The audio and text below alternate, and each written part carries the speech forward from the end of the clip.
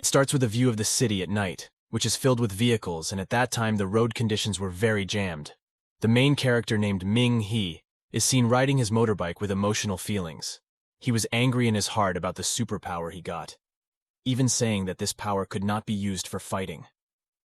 While continuing to drive the vehicle at incredible speed, Ming He closed his eyes for a moment, remembering the incident this morning and being the main reason why he got so emotional. In the morning, he had the opportunity to test his super strength at the superhuman school entrance examination. The event was highly anticipated and witnessed by many people. It was explained that there are 5 levels of superpowers. The weakest is white dust, then blue spirit, violet soul, red royal, and sacred black. The examiner said that their school only accepted students who had a level of at least blue spirit or above, and thus began the assessment of each prospective student there. When Ming He tested his strength, he got white dust, which means it's the weakest level, and thus he couldn't be recruited by the school. This surprised Ming He, even though that judgment was also seen by the woman he loved. From there, he received insults from people. And from his anger at being humiliated, also feeling that the world is unfair, that's what makes Ming He ride his motorcycle at high speed to get around the city. While riding the motorbike at high speed past the various vehicles in front of him, Ming He criticized the useless power he got. He kept repeating words about how he could defeat a demon who could destroy a large building with such weak strength. And when Ming He had passed the lonely road, he saw a bright light in the sky. It was a meteor for some reason. It headed straight for him and hit Ming He's body until his motorbike was destroyed, and his body lay helpless in tattered clothes. But strangely, Ming He's body was not destroyed after the meteor hit, and from that meteor there was a blue orb that entered Ming He's body. The orb seemed to be analyzing Ming He's body, which lacked any abilities, but his stats showed that all he had was high RAN. A system appears that states when the enemy is approaching, so the orb decides to immediately unite with Ming He's body. The orb was a woman, and the woman realized that her host, Ming He, was only a white dust level superpower and could die easily due to her lack of fighting skills. Thus the orb gave him a power to protect himself, and miraculously Ming He was ranked Royal Red. Since that incident, Ming He was also hospitalized. Doctors stated that his condition was fine, but he would be in a coma for some time. Day after day, people started to visit him, including the woman he liked, also surprisingly returned a love statement from Ming He, who was still unconscious. Days turned to months. People began to lose hope that Ming He would not only lose his chance to develop, but would also grow into a superpower with a disability, and therefore his future would definitely be bleak. That's what people thought. 1 year has passed so quickly, but Ming He still hasn't woken up from his sleep. At that time, a mutant cockroach monster appeared in the Nancheng area, the hospital where Ming He was being treated. The doctors started evacuating except for one nurse who was worried about Ming He. She chose to go to Ming He's room to take him out. But at that moment he realized that behind him was a cockroach mutant. In this situation, Ming He suddenly woke up, and with just one punch the mutant was instantly destroyed. He pulled out all the treatment tools, and immediately He asked the nurse named Song to get out of the hospital as soon as possible. Many questions arose from the nurse about how a student like Ming He could become strong and could destroy a mutant cockroach with just one punch. Ming He in his heart said that he had been training by fighting for a year, even though his real body had only been lying weak in the hospital for the past year. Outside, there are many mutant cockroaches waiting for Ming He. For several times, Ming He with just one punch could destroy many mutants. There was one cockroach that got through and attacked Nurse Song. She took the acid that was there, and the acid merged into her fist.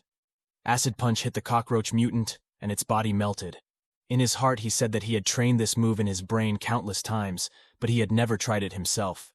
Nurse Song again asks how Ming He became this strong, but Ming He admits that he even failed the entrance exam last year. This statement from Ming He made Nurse Song wondering if the teachers were blind, because Ming He's current strength couldn't even be compared to Royal Red Rank superhumans.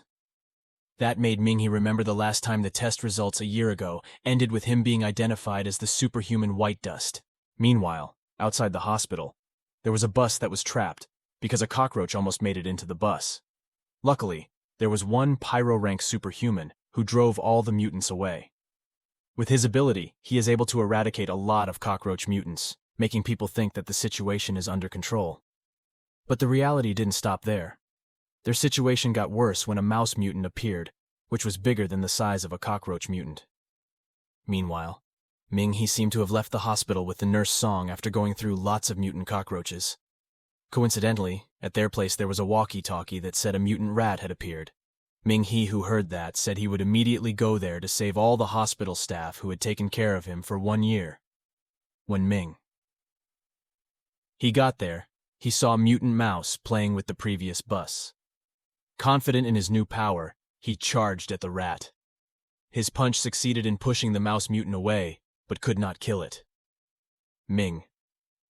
He continued to dodge all attacks from the rats while keeping the rats away from the bus full of people. Seeing the mouse miss the target, he took the opportunity to punch it. This time the rat mutant collapsed. He initially thought the mouse was dead, but he remembered that rats are one type of sneaky animal. The rat pretended to be dead and immediately attacked He, who managed to escape. He saw that there was gasoline coming out of the car. He took out a match and exploded the rat that was near the gasoline. The mutant rat was afraid of the fire. Meanwhile, at the command station, there was a woman who contacted someone named Lu Qian. Lu Qian herself turned out to be the girl Ming He liked. When Lu Qian intended to go to the person who had killed the general rank mutant monster, the woman said that there was no need to go to the location because the mutant rats had already been defeated. She asked where the source of the pollution was, but the source was yet to be found, because Ming He was still not enrolled in the Superhuman Association. Remembering that previously He had been denied entry into the school because he was just a white dust superhuman. Meanwhile, back to Ming He, who is being treated at the rescue station by Nurse Song. At that location, there was a woman who was angry. She was looking for her brother, who was still unconscious at the hospital, and that was Ming He's older sister. Ming He's older sister cries in front of the guards, thinking that Ming He is dead, not realizing that Ming He heard their conversation right next to her. Even Ming He was taken aback when his older sister said that she would die with Ming He.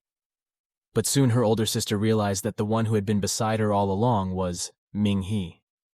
With that, his older sister embraced Ming He, grateful that his younger brother had finally regained consciousness. For a full year, she worked to earn money for Ming He's treatment, even working late into the night just to pay for Ming He's hospital fees. Ming He hugged his crying sister very tightly, thanking her for her hard work this past year. Meanwhile, the next day, Ming He woke up and saw a letter from his sister, who had started work in the morning. While eating, he sees a news that the government will offer a prize of 50 million yuan for the person who has clues about polluted water sources. And if you hunt for mutant cockroaches, you will be rewarded with 3,000 yuan. He decided that that would help his sister's economy, because he didn't want to see his sister working so hard again like the past year. After finishing eating and preparing everything, He had already come to the bounty hall. He didn't know his rank to join the hunt, and so He joined the training class. The training is used to find out and get an internal superhuman badge. Only need to hit the strength measuring robot there, where the minimum requirement is a punch equivalent to 800 kilograms. That's what he thought after seeing the 800 kilograms number on the robot's screen. He punched the robot to a score of 1,000 kilograms, which was enough to break the previous record, shocking everyone, especially after He thought that was his standard punch. After that he got a gift voucher. He also knows that there are 4 ranks that can be handled in this place: Starlight, Moonglow, Sunblaze, and Heaven Flare. If it's higher than that, don't look for the prey here. He is determined to increase his strength and make everyone admire him. He had been to the hunting ground, where he was bullied, and no one wanted to invite him in a party just because he was a beginner. There, he met his old high school friends, one of whom was Shuai Zheng, and he was the most arrogant of them. Then, Lin Yu was the most kind and understanding to Ming He, and the other two who didn't really care about Ming He. It was thanks to the kind Yu that Ming He was finally able to join their group on the hunt. Meanwhile, at this time they had entered the hunting area. They said that Lu Qian also attended the Superhuman Institute, but different from them, he was already famous and powerful. Ming He thought about the pollution. What made these mutants appear? Just then, something huge appeared behind them, and it was a mutant maggot that merged into one piece and formed a large hand. Ming He and Yu managed to escape. The other 3 were also shocked to see their enemy and ran away too. Yu, who fell behind, made Ming He come back and save him. He punched the fire hydrant to then release the water that was there. The water that came out was then absorbed by his punch, thus forming a wave breaker punch. Ming He's punch managed to break the maggot into one, but he still couldn't kill it. However, it was thanks to Ming He that you was saved. It was in this situation that you thought that at this time Ming He was very strong and handsome. But it was a pity that Ming He already liked someone else, and that was Lu Qian.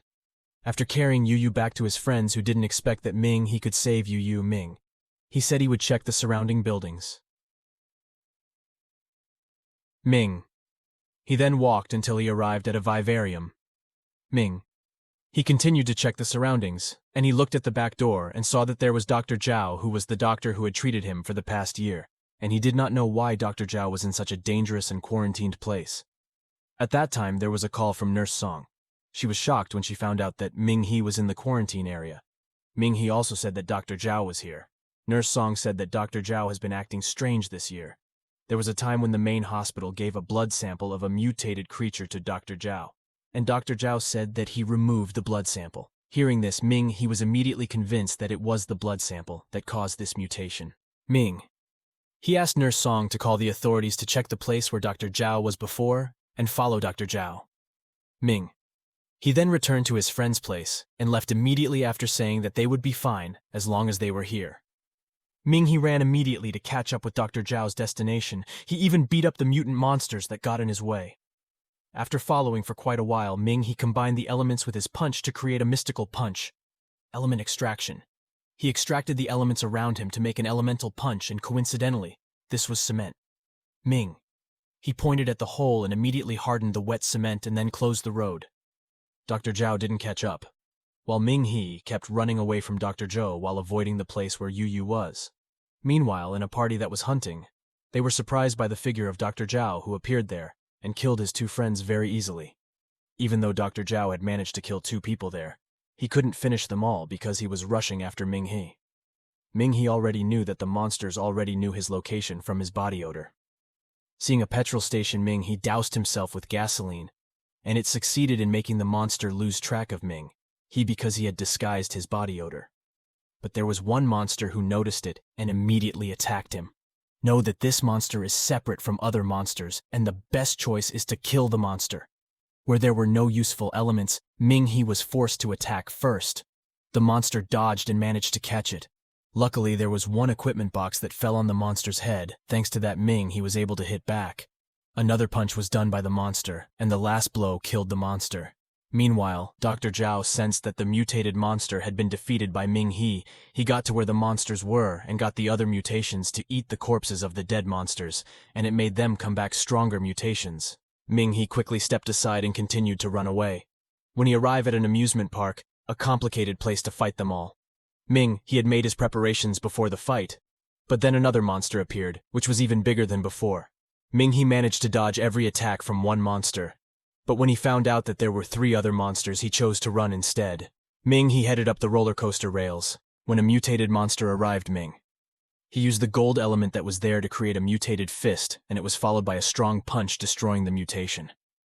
One die, the punch had a very hard golden attribute, so Ming He could use it as a shield as well. Another mutation appeared in front of him, another creeping under the rails, one above attacking. Likewise with the monsters below. When Ming He was about to step on his body, a bone appeared that protected his body.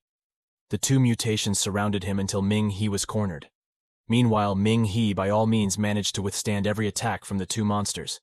Ming He chose to attack the one below. One hit that could destroy the mutation was successfully resisted by the mutation bone armor. Ming He only smiled because he already knew that the roller coaster was approaching. The mutation that didn't see it. So the mutant monster was immediately run over and quickly entered the rails, and Ming He avoided the roller coaster that Ming He had prepared before the fight. There was only one other mutant monster left. At that time he was dangling, and Ming He managed to catch the monster's 2 hands. Ming He immediately jumped down by stepping on the monster's body, and that way he managed to defeat it. After that, he called Nurse Song and told her everything about Dr. Zhao. Ming He also told Nurse Song to contact other superhumans to go to the Great City building, because otherwise Dr. Zhao would kill everyone. But on the way, he saw that there was a Dr. Zhao who had not transformed anymore. Dr. Zhao admits that he has been waiting for Ming He, and he praises Ming He's prowess. Dr. Zhao points to Ming He's friends who are on board the ride asking for Ming He's help.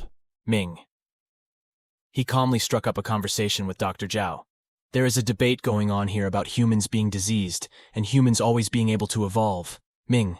He makes a bet that if Dr. Zhao can beat him, he will give the blood sample to Dr. Zhao. But Dr. Zhao refused, and Ming He left and didn't care about his friends because they were superhumans who were ready to die. Dr. Zhao threatens by throwing his sharp bones at Ming He's friends, including Yu. Dr. Zhao didn't want to chase Ming He too far. He finally agreed to Ming He's bet. Dr. Zhao made a bone barrier denying where they would fight. Dr. Zhao is confident that he can defeat Ming He, who only sees Dr. Zhao attack by throwing sharp bones at Ming He desperately dodged each of the bones, but he was surprised by Dr. Zhao in front of him and managed to slash through his body. In this situation, Ming He was still able to stand up. Dr. Zhao attacked him again using the blood on his hands, and he managed to block Dr. Zhao's sight. He quickly went behind using his blood attribute. Ming He's punch managed to knock Dr. Zhao down. While Dr. Zhao got up and chattered, he kept on landing another few punches on Dr. Zhao's body. Dr. Zhao took every blow and seemed fine. Dr. Zhao started to get cocky with his strength and started attacking Ming He. Ming He managed to dodge some of the attacks, but he was hit hard in the stomach. While in the air, Dr. Zhao attacked with the bones in his hands. But none of them got hit due to Ming He's high luck stat. Dr. Zhao took a bigger bone. He was about to throw it at Ming He's friend because Ming He was unknowingly thrown out of their battle zone, and the one he chose was Yu, someone that Ming He respects the most among his other friends. The sharp bone pierced through Yu's chest, causing him to breathe his last breath right then and there. Seeing that Ming He was very angry and his emotions became uncontrollable. Even if there is a chance Yu survives, Ming He vows to kill Dr. Zhao with his own 2 hands. He emitted a fiery red aura, and the two of them charged towards each other. Ming He's every punch was blocked by Dr. Zhao. Dr. Zhao seemed superior in the boxing fight, once Ming He's attack was pushed, and Dr. Zhao immediately jumped up and prepared a follow-up attack. In his 2-headed hands, the powerful attack smashed heavily towards Ming He. Luckily, Ming He managed to dodge and exit the zone again. Dr. Zhao is still confident and will kill another friend. But Ming He says that his talent is not only blue spirit rank. Every punch he throws has left a mark on Dr. Zhao's body. He had already landed 49 punches. Lan Yang became the mark on Dr. Zhao's body.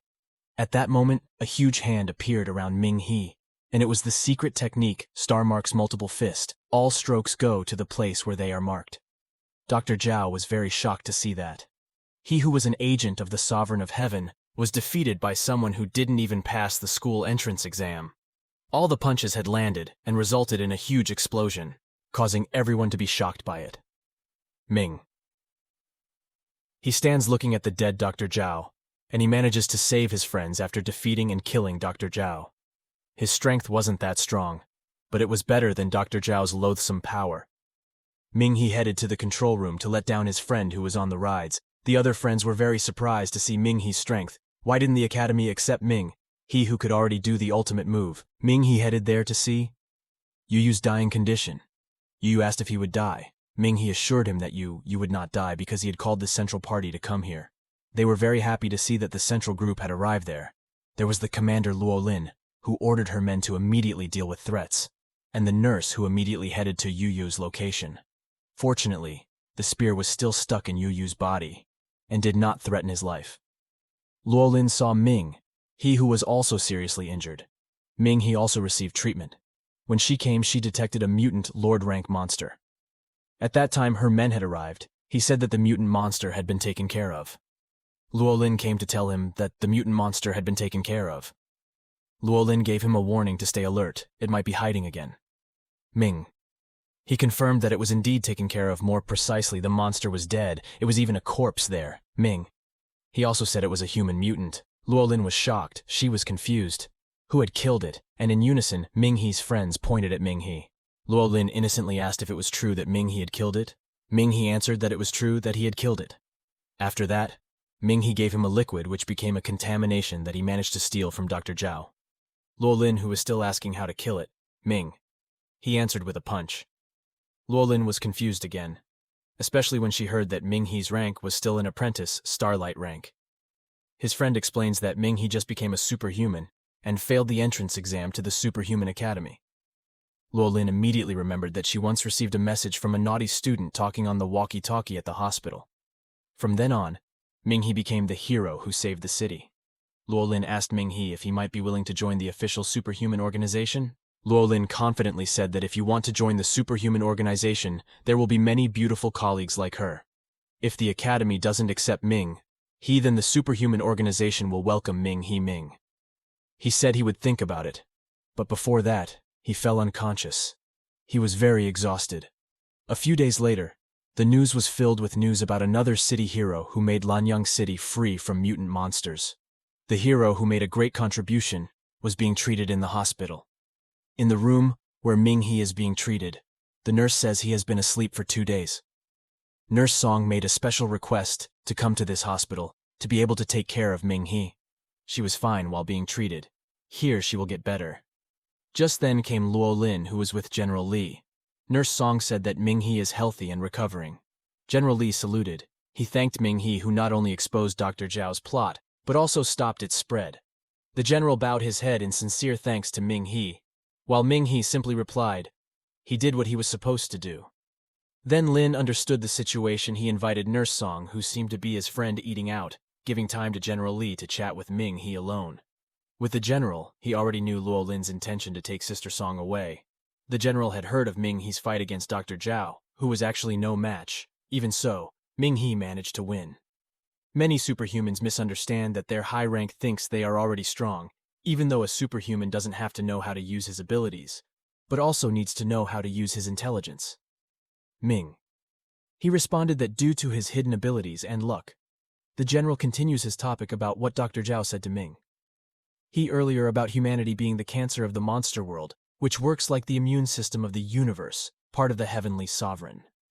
Ming. He thought that talk was just nonsense, but the general said about heavenly sovereigns, it was not nonsense. Ming He was confused by the general's words. The general continued his conversation. Based on the organization's research, the calamity demon comes from a meteor. Each meteor contains creatures that pose a threat to humanity. All living things must have instincts, and the first instinct of a demon is to kill, slaughter every human being until they are wiped out from this civilization. Ming, he asks, is it true that humans are just cancer in the universe? Humans have first instinct to survive and both explore. Currently, humans are in the exploration stage. What is man as the cancer of the universe? High-level superhumans and cosmologists can't answer that. The conclusion is that the universe considers humans cancer and wants humans to disappear. Why are humans given superpowers, and those powers can fight the calamity demon? The general confirmed it. The theory denied that humans are the cancer of the universe. Maybe superhumans are like new births in the universe and calamity demons are like germs of the universe. Superhuman duty is to fight the calamity demon, protect exploration, and keep civilization alive. The next topic, general wants to confirm something to Ming. First, a year ago there was a meteor called the Goddess Meteor. It suddenly changed its trajectory and exploded on the surface of the Earth. Ming He's accident a year ago was caused by that meteor. The general asked Ming He what did Ming He see at that time? Ming He calmly looked at the bright light that covered the sky, and then he lost consciousness. He didn't see anything. After that, Ming He asked if maybe one of the calamity demons came out from there. The organization classifies disasters from Class 1 to Class 12. Class 1 is like a natural disaster where mutants occur.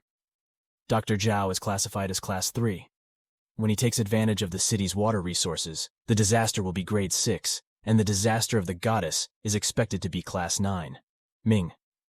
He was very shocked to hear that Class 9 could destroy a province, or could even become a threat to the whole of China. The meteor is not dangerous, but what the meteor brings is very dangerous. 5 years ago in South China, there was a disaster of the 8th grade Emperor-class calamity beast that ravaged South China at that time. The source of Dr. Zhao's contamination was the calamity beast. The regional organization was eager to find the whereabouts of the meteors and Ming He, who became a human interacting with the meteors. The organization hoped to get information from Ming He, but unfortunately Ming He didn't have any clues, and the second thing General wanted to know was that Ming He kept pressing him to ask Ming He to join the superhuman organization. The general asks Ming He if he wants to join the organization. Ming He replied he would discuss it with his brother first. Before the general can leave Ming, he asks if he is eligible for the prize money after finding the source of the contamination. General laughed and said, "Take it easy. After the general left Ming, he meditated. In his meditation, he entered another place which was like an altar. In the center is a statue of a woman approaching, and the statue cracks and glows, brightly revealing her true form. She's the goddess, Class 9 disaster.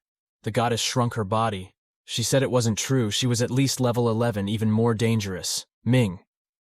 He asked if it was true that the goddess came to Earth to exterminate humans. Goddess says that's true. According to her, humans are greedy, and the universe is in trouble. Ming? He said, then there is no reason for me to take you out of him. Goddess said that she gave Ming He power, and even gave him a year's training in this dimension. Their condition is that if Ming He dies, then the goddess dies too.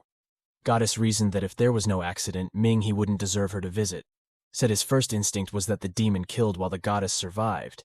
He was irritated compared to the lowly calamity demon because he was a higher being. At the time of the accident, he chose Ming He's body, which was nearby. If you chose another body, it would take a long time, and finding a suitable body was probably 1 in 100 million to even match it. Ming. He said to the goddess, who has survival instincts like real humans. Goddess doesn't know the truth of the universe. Goddess just follows some kind of will. Ming. He took her around the world. Indeed, there are bad and good sides, but overall it's quite beautiful. Maybe it can change the goddess's mind. The goddess said that we will get along well if Ming. He trains hard for her. She wants to train Ming. He directly by selecting strong opponents, but says that she is currently tired and wants to rest. At that time, Ming He returned to real life. Ming He knew there was a bomb in his body. He couldn't possibly tell this to people, and for now it's better to stay with him. Ming He was out of the hospital. Lots of reporters came to interview him. Ming He said, I was just trying my best to protect the people around me. The Central Committee and the Institute played a major role in exterminating the mutant monsters. Everyone who enters Nanjiao is a hero. They are all heroes in Lanyang City. After that, headed to the park, he already got his gift. Ming He went to where his brother was selling ice cream. He says he has earned money, but his brother wants to spend his sale for today only. Ming.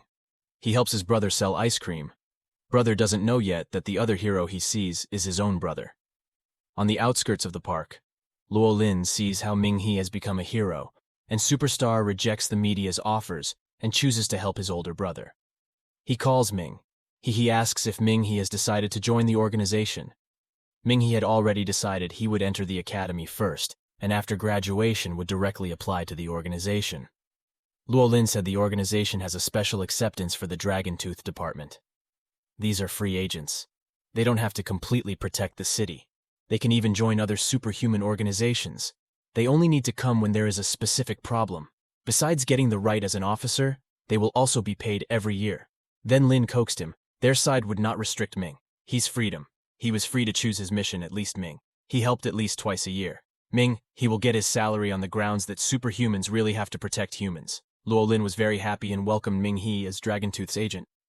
Likewise, Ming He, who is looking forward to working with Luo Lin, has agreed to enter the Dragontooth Special Agency. His brother asked who called him. Honestly, Ming. He said he got a part-time job. Decent pay. Finally, his brother didn't have to work hard anymore and was able to have his own house. Both of them are enjoying a happy life. Ming. He invites his sister to eat seafood, buy new clothes, and visit their new house. Even though this house is still rented, surely Ming He will buy it. His brother told Ming He to thank the hero of Lanyang City, who he didn't realize was actually his own brother. Because of that hero, this city is not hit by disaster and children can play. They can also buy a new house. Ming He, who has not revealed his identity, Ming He can only say that he will convey the message to the other heroes of the city. Ming He, who just finished taking a bath, vows to be strong to protect his older brother. Since then, Ming He started practicing, starting from basic training, strength, endurance, techniques, knowledge, and hands-on exercises that were carried out by entering the meditation room made by the goddess. Goddess made Dr. Zhao's mutant. This clone creation simulation has 20% of its original strength. Ming. He is happy to be able to fight Dr. Zhao once again because Ming He has not been able to forgive him. Ming. His main priority was increasing his physical strength because Ming He's body couldn't keep up with his brain at this level. His goal was to go against Dr. Zhao. He asked the goddess when he entered 49 whether he could use the Absolute Domain's dual fist. The goddess replied that it could be done after becoming a red sovereign talent. Human talent according to its rank. First, white dust talent. They have incredible speed, incredible strength, and amazing reactions. For Ming, he used to be just his super punch. Secondly, there is the blue spirit talent. The user has physical strength like white dust, and they are gifted with spirit arts, such as fire punch or wind manipulation. Ming.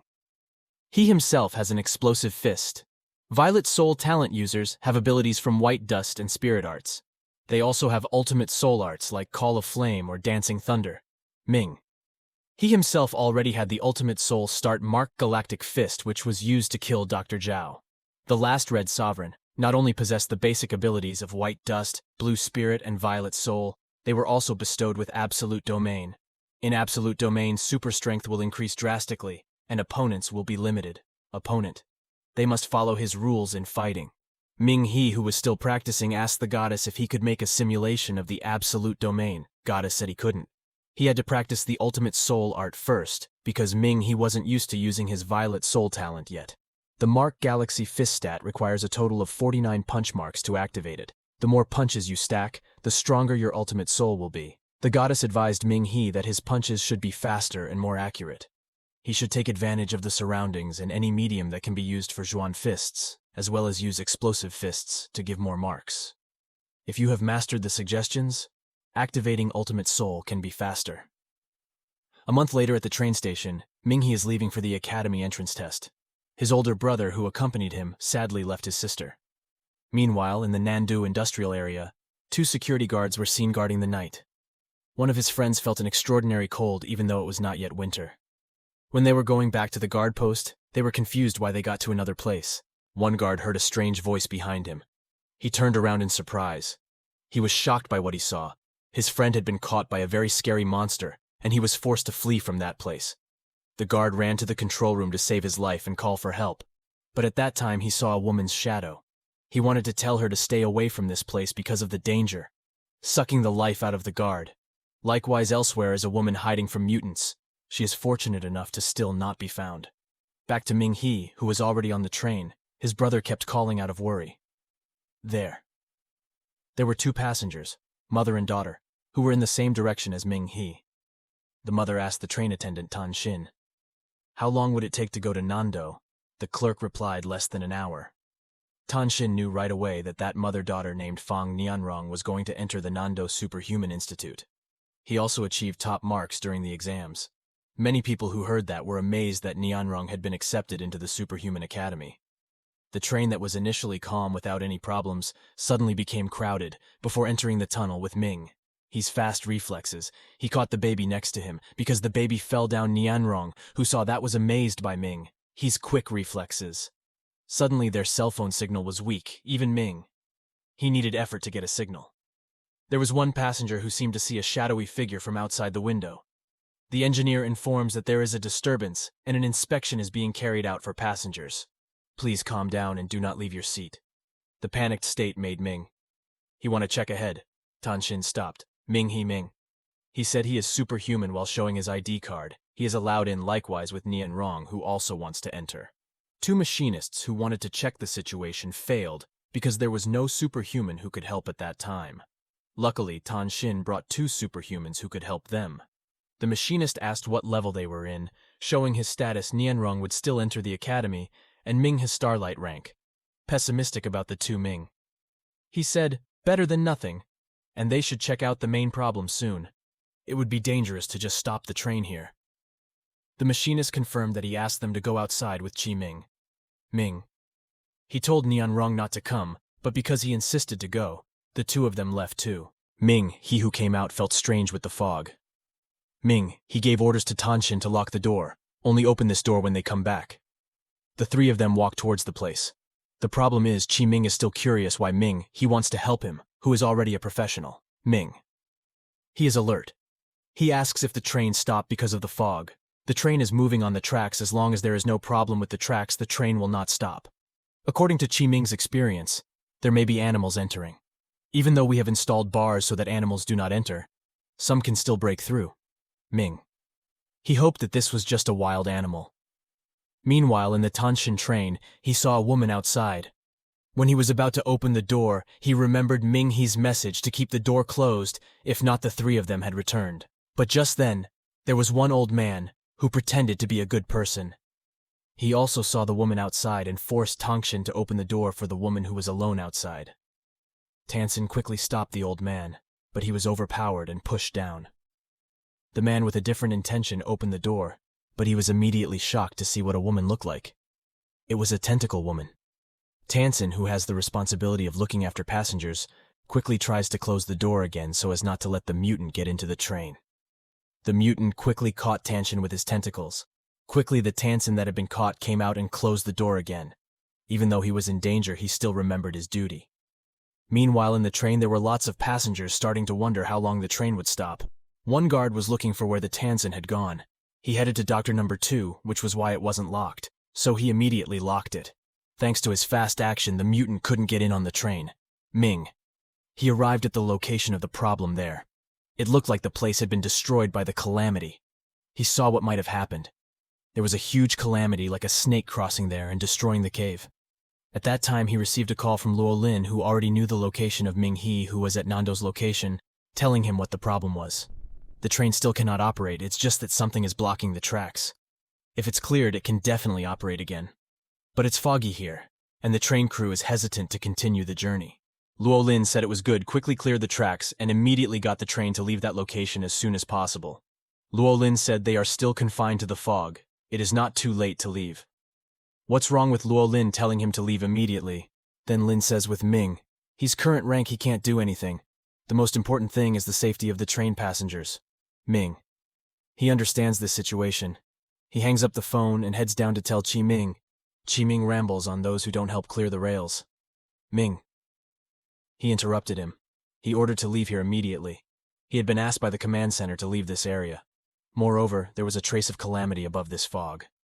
Perhaps it was a high-level disaster, and they had to pay attention to the safety of passengers. They immediately went back to the train. Qi Ming, who ran, followed, and Nian Rong fell because something tripped him. He was surprised to see a human body that looked like it was dead. Ming. He sensed danger. He pulled the targeted Nian Rong and managed to save her. They saw there was a terrible female mutant. Ming. He told them to hide immediately. He would fight it alone, but Nian Rong was confident that she could help her. The mutant quickly attacked with her tentacles. Ming. He was able to avoid it, but Nian Rong didn't dodge. She was pushed away by the attack. Ming, he told her to just hide. Just then a tentacle grabbed her. Ming, he remained calm. And what was the purpose of catching him? He was pulled towards mutant, which was good luck for Ming He. With the speed of that pull, Ming, he aimed a rapid flying punch, which took a heavy hit at the mutant's abdomen. Nian Rong was surprised to see Ming He's strength that didn't match his rank. The mutant was angry. He changed the shape of his tentacles to be stronger and bigger. Ming He quickly stopped every single mutant tentacle that was attacking him. Ming He barged into between the mutant's tentacles and gave a heavy punch to the mutant's stomach. Ming. He was surprised that his punch made the mutant's stomach open, and there was a woman inside the mutant. Ming. He recognizing the woman, he quickly took back the Tanshin. After saving her, he wonders if Tanshin is still alive. Nian Rong, who was there, sees that the female mutant is running away. Ming. He currently shifts his focus to the Tanshin, which seems to be still alive. Nian Rong, who was asked for help, refused because the Tanshin was dirty.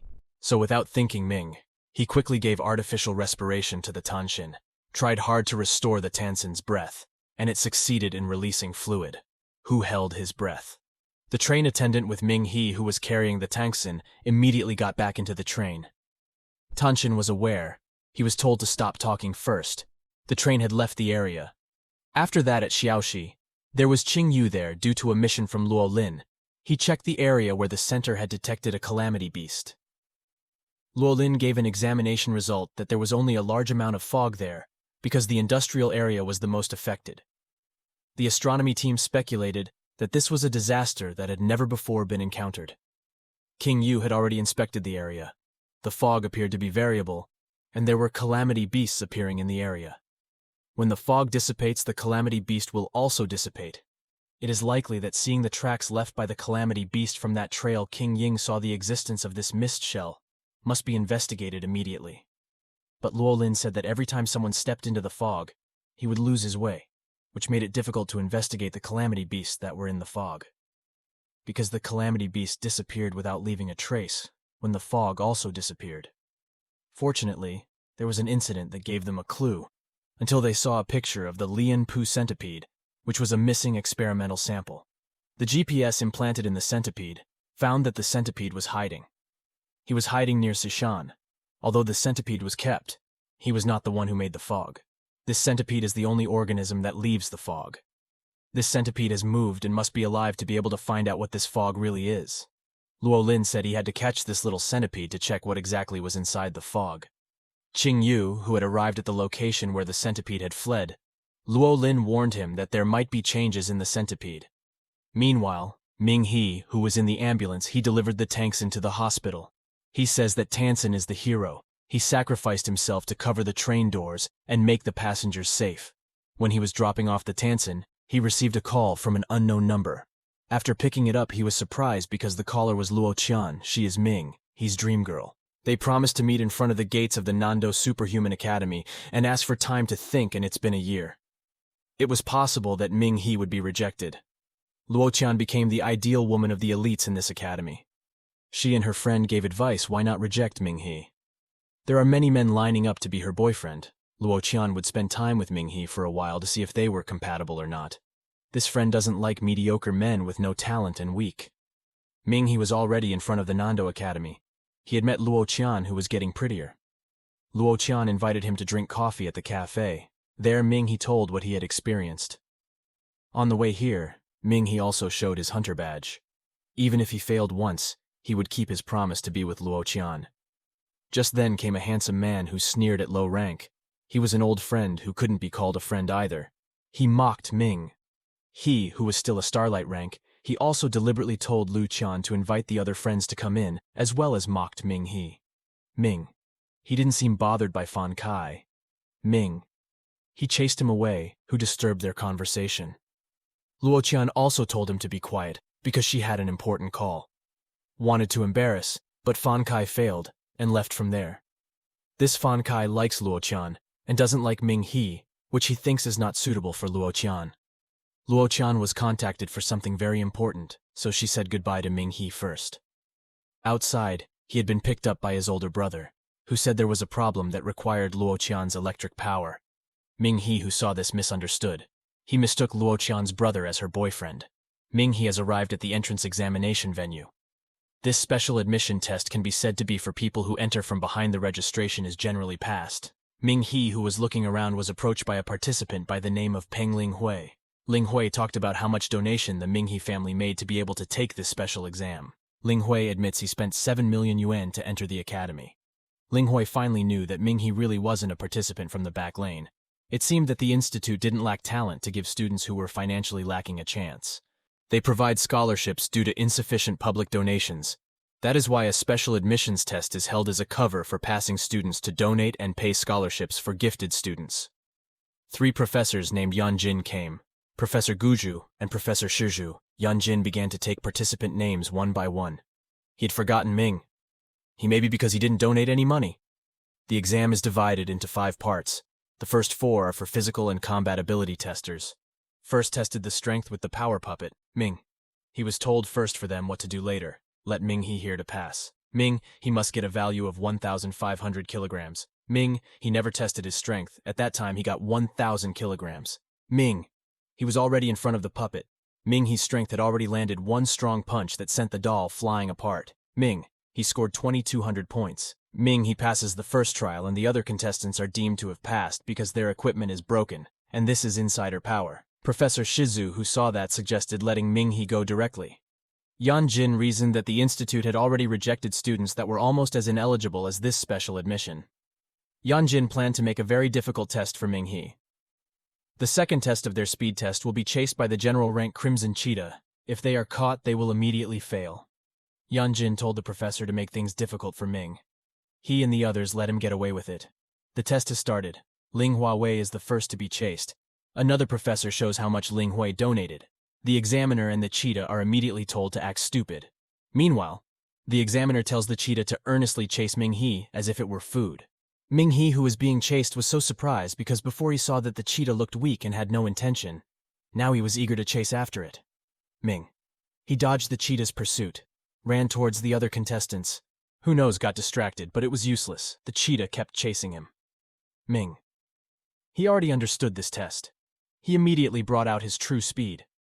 Yanjin still insisted on thwarting Ming He, But 10 minutes later, the cheetahs were already exhausted from chasing Ming He. "I just finished warming up, now it's my turn, I will catch you and knock your teeth out." 15 minutes later, the examiner asked Ming He to stop. He cried, seeing his almost dead cheetah exhausted, and Yanjin was forced to pass Ming He in this test. The third test was the reaction test. Once again, Shizu suggested passing Ming He, who had already surpassed the other contestants. But Yanjin still reasoned that excelling in basic strength alone didn't mean much, let alone this special admission. He remembered how there was one father who bribed him to enter his son, and apparently it was Ling Hui's father because his donation figure was 6 million yuan. The third test tested the reaction along with a withered tree that was radioactively contaminated by a substance called the Calamity Demon Tree. They had cut the demon tree so that they couldn't kill participants. When given blood, the demon tree would attack anyone around it. The examiner has given a drop of blood. The backlane participants easily dodged the attacks from the demon tree because the blood that the demon tree received was small. And when the tester Ming, he gives a lot of blood, which means the demon tree's attacks are getting faster and stronger. Ming. He already expected that. He could dodge the bullets if it was this easy. Yanjin was very nervous to see Ming He, who was able to dodge the attack. The examiner once again added blood to the demon tree, his movements getting faster and stronger to attack. But still Ming He was able to dodge, even when he closed his eyes. 5 minutes later, demon tree gave up on attacking Ming He. The examiner ran out of blood only to thwart Ming He, and thus Ming He successfully passed the third test. Here, Shizu once again reminded Yanjin to immediately pass Ming He, who had already surpassed the other institute students. But Yanjin kept insisting on continuing to test so that Ming He could fail. Next time it's simple. They only need to measure the talent level, saving the process. The process of this exam should be the first one. It's useless if you have already passed the test. 3 times if the fourth test fails at the talent level, then the previous third test was useless. Yanjin got emotional hearing that. Rules are rules. Ming He was ordered last time. Ling Hui first got Violet Soul and so did the other participants. Ming He was puzzled to see that Yanjin arrogantly explained what Ming He didn't know. He also mocked Ming He, who failed last year because of his talent. This talent can be changed. There is a substance called life bead, extracted from the Calamity Beast. People with large capital can change their innate talent easily. Yanjin here explains what's so great about a person with a talent Violet Soul, just like before. Ming He's talent already has that star marker fist. Ming He thanked for that explanation. The stronger the basic ability of an ultimate soul person means the stronger it will be. Ling Hui mocked Yanjin by saying the same thing, that Professor Yanjin's word of talent could be changed. Ming He was actually at the Red Sovereign, but he hid it. Goddess praised the decision. Ming He approached Yanjin saying, "I passed with this result combined with the previous 3 tests. I must have the highest score." Yanjin was forced to say passed, but still insisted on failing Ming He in the 5th or final test, the combat test. And at this time they were resting. Before the final test, Yanjin was very emotional. After passing that time came Fankai. He knows there is a special admissions, and they need senior students to take the real exam. It was clear that Fankai's intention to beat up Ming. He also laughed slyly, moved to the fighting arena because the test fight is a lot of people watching. Ming He was here trying to find Luo Qian, who, of course, wasn't there to see him. Fankai's first fight was against Ming He. This Fankai is in the top 10 in school. Many people idolize Fankai. Both of them have fallen. Ming He was very happy that his opponent was Fankai. He really wanted to beat up Fankai. The fight had started. Fankai opened it by attacking using his Berserk Wind ability, but a weak attack like that could be blocked by Ming He. Currently, Ming He has finished warming up. In the previous test, he was very happy against Fankai, who has 2 faces. Already knew that Fankai was the one spreading the bad rumors about him. Fankai didn't like being made fun of. He didn't need to do that, and it was already seen as bad. But the reality said otherwise. Fankai even asked to be Ming He's opponent directly to the professor. Fankai kept on rambling about beating up Ming He and failing him. Ming He said that Fankai was just ruining the mood. "Are you jealous that I'm with Luo Qian?" Ming He mocked Fankai Yang might have shot Luo Qian and was roundly rejected. Fankai showed his true face, and this made Ming He more comfortable hitting his face. Ming He then took off his jacket and left it to Ling Hui. He had wanted to beat up Fankai for a long time, but because he was poor, Fankai's hospital fees would be difficult for him to pay later. Ming He had already stepped forward. Fankai could have withstood the attack, but he was thrown quite a distance. The two wind attacks were already aiming at Ming He. He was even more certain now that Ming He would not be able to approach him. The wind python kept flying around, but as usual, a large hand appeared that hit Fan Kai while dispelling the wind, and it was a mystical punch from Ming He. Seeing that Fan Kai was very angry, because the more angry he gets, the stronger too, and that is the passive of Fan Kai. Fan Kai used the Tornado Storm Breath secret technique, and suddenly a huge tornado appeared in the center of the area. Shizu, who saw that, told Yanjin to stop the test, since it was already too dangerous. The tornado continued to erode the sandy ground. Ming He, who saw Fan Kai's secret technique, said that it was very weak compared to his. Ling Hui was worried about Ming He, seeing that the students who were watching were very shocked and scared, but those who were swallowed up by the storm, stay calm. Ming. He gave advice to Fan Kai: if you want to kill someone, then you have to give up everything you have, including all your secret techniques. Don't make yourself into an angry person who has no power at all. Hearing that from Ming He, Fan Kai got even angrier. He increased the strength of his tornado. Ming. He was already ready to attack the Hurricane Stormblast Fist. Ming. He absorbed the wind from Fan Kai, combined his fists and punched Fan Kai. The storm flew away and carried away Fan Kai, who didn't move. Ming He walked over to him. While Fan Kai was confused by Ming's strength, He explained that his technique could absorb the surrounding energy as his own energy. Fan Kai was surprised to hear that Ming He could use secret techniques. Ling Hui came over to give him a jacket. He also mocked Fan Kai, who turned out to be very weak. Ming He confronts Yanjin and asks if this way I can become the winner of this test. Yanjin still insisted on ridiculing Ming He. He said something logical.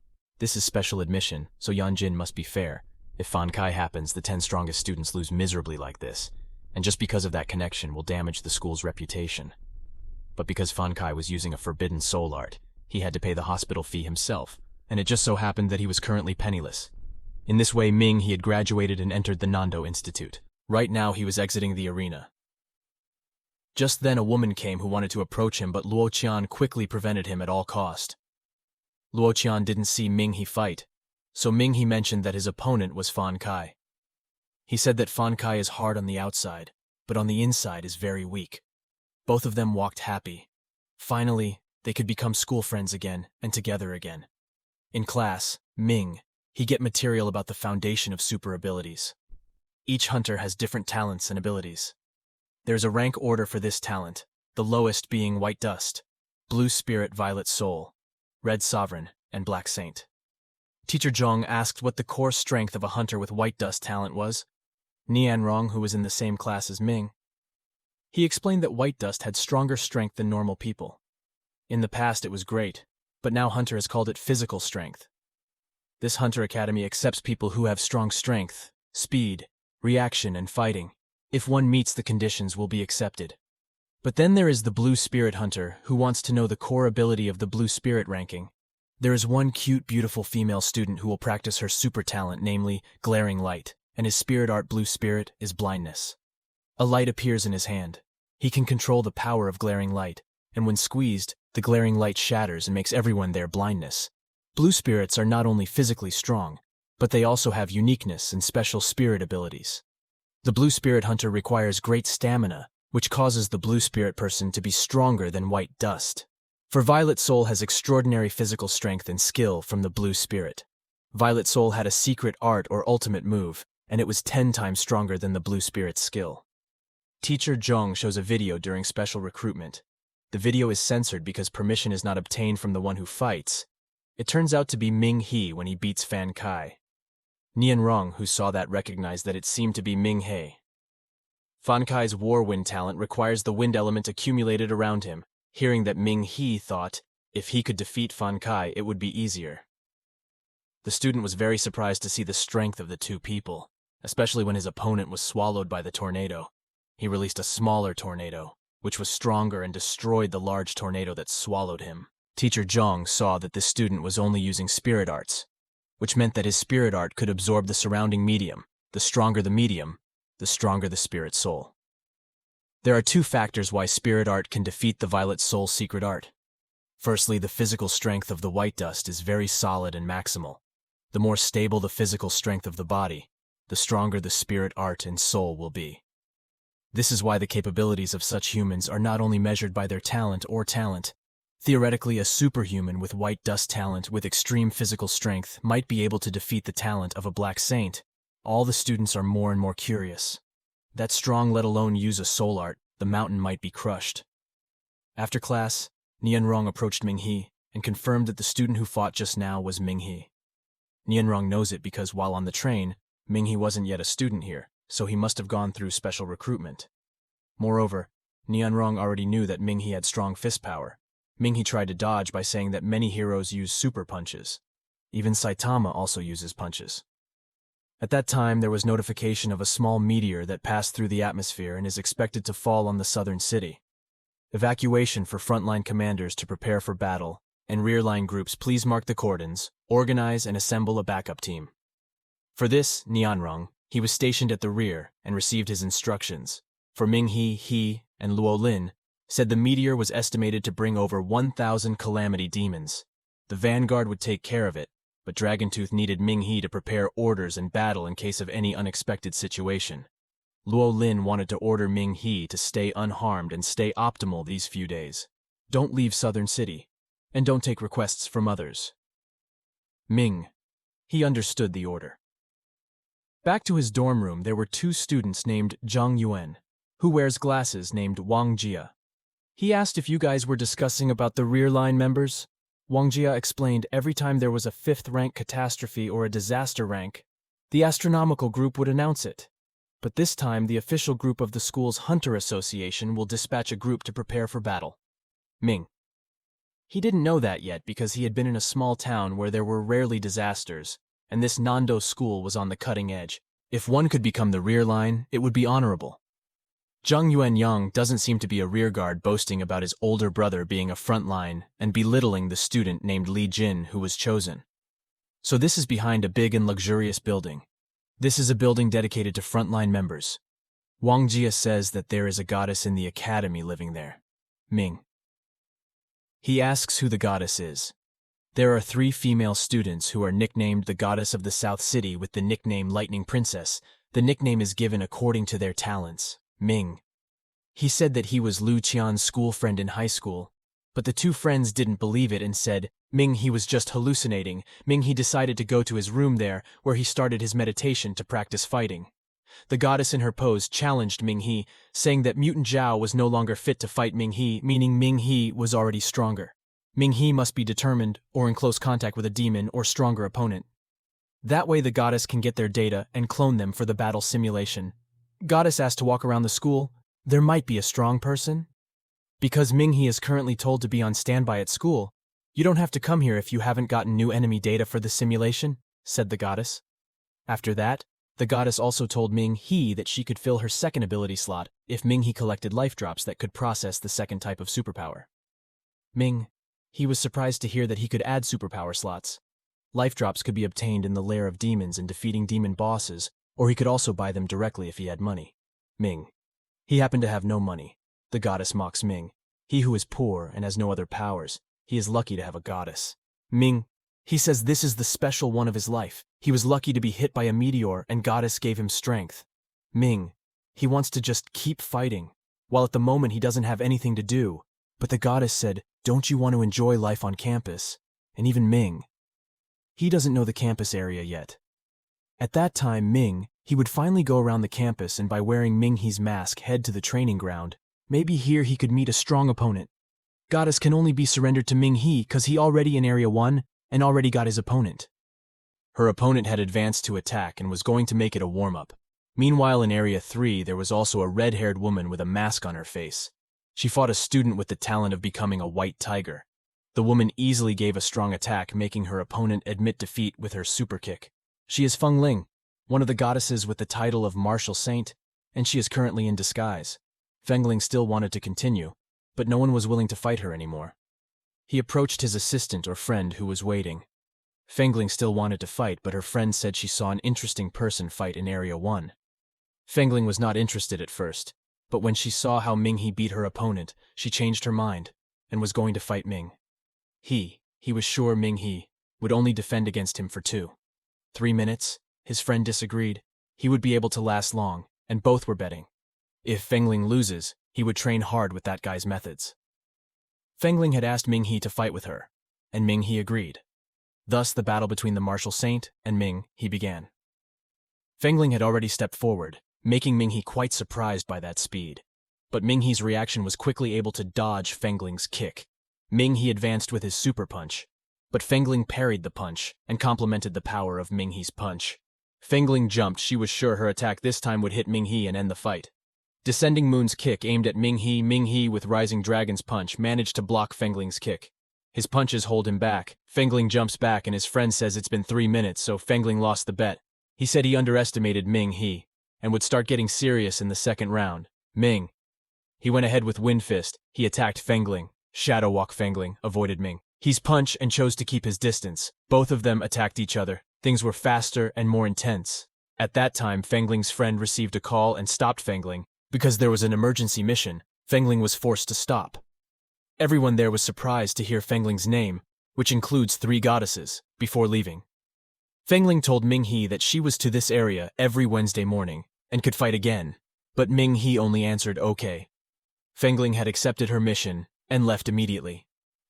She called the man Uncle Yuan to ask Ming He's name, but by then, Ming He had surprisingly disappeared. He went to his dormitory and was pleased with his sparring opponent just now. Ming He was already in the dormitory. He saw the news where the disaster caused by the scourge of the red eye had been eliminated, and the people of Shaoling were safe. There were 3 students who played a lot. One of them was Zhang Yuan's older brother. He was arrogant about his older brother being interviewed on television. He mocked Li Jin, who was only in the back line. Li Jin said the one who got the credit was your brother. Then what does that have to do with you? Zhang Yuan did not accept and got angry. Wang Jia stopped him, asking if they had packed their things because there was going to be circuit training. The first-year students had to present. Zhang Yuan immediately remembered and started packing. Ming He himself had already packed. Transferring to class teacher Zhang had said that circuit training would be held in the Shaoling region. He warned them to stay alert. From reports, the Shaolin Red Scourge may have the ability to lay eggs. The hatching speed and growth are very fast. Another Red Scourge has indeed been eliminated, but this egg is still a threat to residents, and students will continue cleaning the eggs. Some students complain about the task. Teacher Zhang said you guys are superhumans, and your job is to protect citizens. Teacher Zhang appointed Nianrong to be their class representative, and their class was over. While outside Ming, he receives a call from Luo Qian, who invites Ming He to a cafe, and Ming He agrees. These 2 friends asked if it was his girlfriend because they heard a woman's voice. Ming. He just said it was his friend, Ming. He left his book to be taken to the hostel, and he left. Zhang Yuan and Wang Jia wanted to follow Ming He if Li Jin didn't come along. Ming He had already met Luo Qian. He asked if Luo Qian was okay after doing the cleaning. Luo Qian replied. He wasn't hurt. They chatted about Luo Qian, who would also be a first-year district training teaching assistant. And Luo Qian took Ming He out to watch a movie on the grounds that his nerves were still strained after being on the front lines. Ming He also agreed and accompanied Luo Qian to watch a movie. Meanwhile in Shaoling, the area that the students will be using for regional training, many local residents came to give fruit. They thanked the academy for helping eradicate the red-eye scourge. Nianrong approached Ming He, who was in line. He said that the teacher called him. Ming He immediately went to the front row. He greeted the deputy dean named Dean Meng. Dean also said that there was a teacher who wanted to talk to Ming He.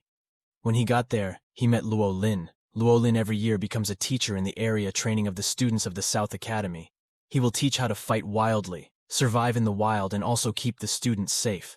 Luo Lin said there were no special instructions for Ming He, but he would explain the state of Ming He's authority in Dragontooth Group. Although Ming He is an independent member, there is a certain authority. Dragontooth is not just any group. In fact, many hunters want to join but don't know how to register. B rank authority, which means school area instructor authority, official reserve members all have to follow Ming He's orders and regulations. Even for frontline members, if in Ming He's instruction area, they have to prioritize arrangements like missions in that area or any other area. And this time the village, which will also be its instruction area. Ming He this time had 2 missions. Firstly, the safety of the highest priority students would help them because Dragoontooth's part was fine with the first mission. And for the second mission, Ming He didn't need to know about it at this time, and Luo Lin would tell the details later. Then Lin asked Ming He to keep it a secret that Ming He was a member of Dragontooth, and Ming. He thanked him for that and returned to his ranks. The students immediately set up their own tents. Many students were amazed to see Luo Qian also participating in regional training. There was one instructor named Zhu Qi who sprinkled ashes, said it served to ward off monsters because the ashes had a burning smell, and monsters were afraid of the smell of burning. In the evening they rested. Luo Lin, who was with new students, told how he got his first scariest experience. At that time he was several kilometers away, and could see how the disaster monster was still visible, and so high the city the monster passed had become a desert. Lucky the residents evacuated and many survived. Teacher Zhong told the students to sleep because tomorrow morning they will start cleaning the battlefield. In the morning, their task only needed to follow Teacher Miaolan running. At first the students thought it was very easy, but until Teacher Miaolan started running very fast, many students couldn't keep up. The teacher kept running up the hill. There were only 4 students who could follow them. Ming He was the one who wasn't tired in the least. There was also Nianrong, who looked exhausted. They waited for the other students who were left behind, and finally a few students caught up. Seeing that Miaolan said to continue running again, Ming He's group had already returned to camp. They looked at the consumption department who had already prepared food for them. Nianrong, who saw another group testing those with high adaptation. Liang Dong said it was only natural because they were accepted into Nando Academy. Liang Dong asked which city they were from. He was from Lu City. Li Jin said he grew up in Nando City. Nianrong and Ming He were from other cities. After breakfast, Commander Luo Lin gave orders to the students to look for eggs along their running route. In the morning, inspect every inch along the way and exterminate the eggs. They encountered a red-eye demon. They were prohibited from acting alone and directly sending signals. After the vice dean gave a few words, the class began to gather. Li Jin had researched the red-eye demon, who liked wet places filled with bushes, and it just so happened that their route would be downstream of a river full of bushes. Finally, they headed there with the help of Li Jin in front of them. It was easier to enter. Ming He said, "Don't worry, the possibility of encountering red eyes is very small, because the instructors who are with them already know this place by heart, and are constantly checking which route the students will go through." Nianrong asked, "Then why did they still need students? The egg from Red Eye was so small. It took a lot of effort to look for it, and the egg couldn't be detected by equipment but Ming. He said he didn't see the instructor checking this place last night." At that time, Ming He and Nianrong were surprised to see a red eye. They were speechless. The snake did not attack, and chose to dismount and run away. Ming He, who wanted to chase him, suddenly heard a scream, and they headed there. At that place, Li Jin saw that he had found a lot of Red Eye's eggs too. When they got there, they informed them that they met a Red Eye who had just fled without attacking. Li Jin asked where did the Red Eyes go and said, "It will be hard to find. Come back. It's better to tell the teacher to be on the safe side." But Li Jin, who is crazy about achievements, wants to eradicate those Red Eyes immediately. He even said that Ming He is afraid of death. Nianrong, who already knew of Ming He's strength, asked him to listen to report it to the teacher, and he ran up the hill to fire a flare that would alert the instructor of their whereabouts. Noticing any signs of flares, one instructor was already there. Ming He explained the situation, and at that time they heard a cry for help. Ming He quickly went down to help the one asking for help. He also told the instructor to report to the superior. The instructor complied and reported the conditions in this area. Ming He on his way was intercepted by 2 Red Eyes, which he quickly fought. Ming He hit one Red Eyes and another one attacked him. Ming He caught the snake and slammed it into the first snake. After beating it towards the direction of the sound, when he got there he was shocked because what he saw was the figure of Red Eyes asking for help. This could imitate the sound of crying and asking for help so perfectly. At that moment the ground he stepped on collapsed, and Ming He fell into a nest of Red Eyes, and it has a lot of eggs in it. Shaolin was getting more and more foggy. Luo Lin, who was monitoring the area, finally remembered this suspicious fog. He ordered his men to quickly evacuate all the students. This fog might be the same fog in Lanyang City. Meanwhile, at Luo Qian's, currently with Zhonk teacher and Miao Lan, headed to Ming He's place. There was an instructor waiting. At that time he received an order to withdraw due to the fog, which became a Class 6 disaster. A mysterious disaster who knows what happened later, and they had to withdraw immediately. Hearing that they decided to withdraw, Luo Qian would help Ming He, while the teacher and instructor would immediately go to evacuate the students. Ming He, who was already on the ground, heard Luo Qian's voice. He forbade Luo Qian to come there. Luo Qian told Ming He what happened. This fog is the same as what happened in other cities, Ming. He confidently said that he would save the students who were trapped in this nest and would immediately evacuate. Luo Qian believed him and asked him to be careful. In front of the monster that cunningly trapped him, Ming He came forward. There were some red eyes who wanted to attack him, but Ming He jumped with his fist. Ming He sent the Queen of Snakes flying. The Queen of Snakes bumped into some of the eggs that also hatched. She screamed, giving orders to her children to attack Ming He. Ming He held the vine of Ming He's spirit art and struck the ground with that fist. Ming He, who had absorbed the spirit of the vines, at that moment the vines began to spread and caught the small snakes in front of him one by one, and once another move caused the root to kill all of the red eyes. Seeing her children die tragically, the Empress was furious and charged towards Ming He.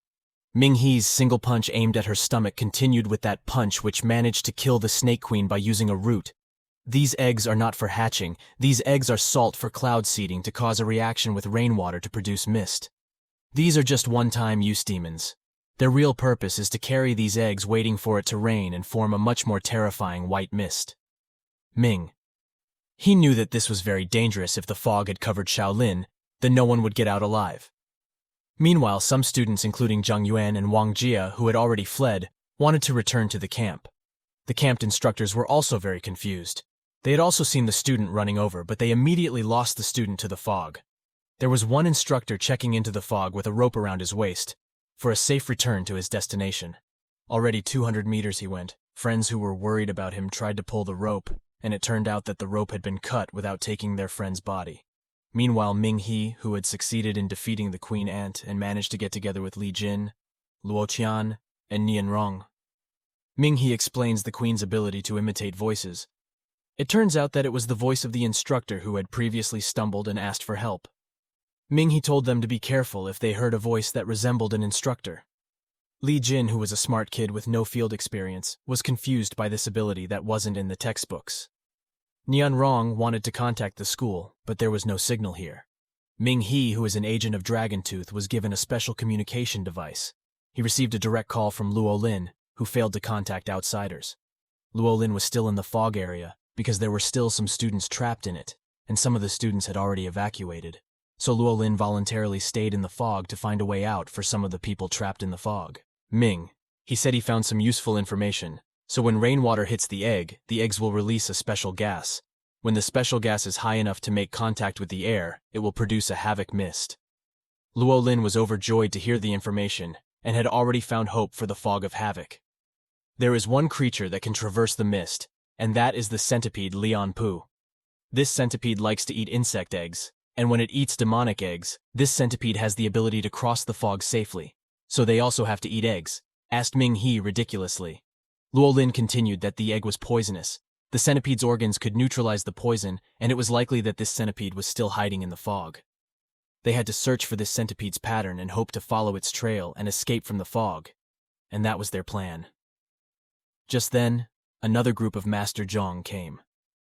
Teacher Zhong already knew that this fog was really scary, and even people outside didn't know how to figure out the situation inside the fog. Ming. He calmed them down. He had already received news from Commander Luo Lin about the evacuation. Ming He explained what plan to use to get out of the fog. They had to collect every egg from the red eyes around here to lure out a creature.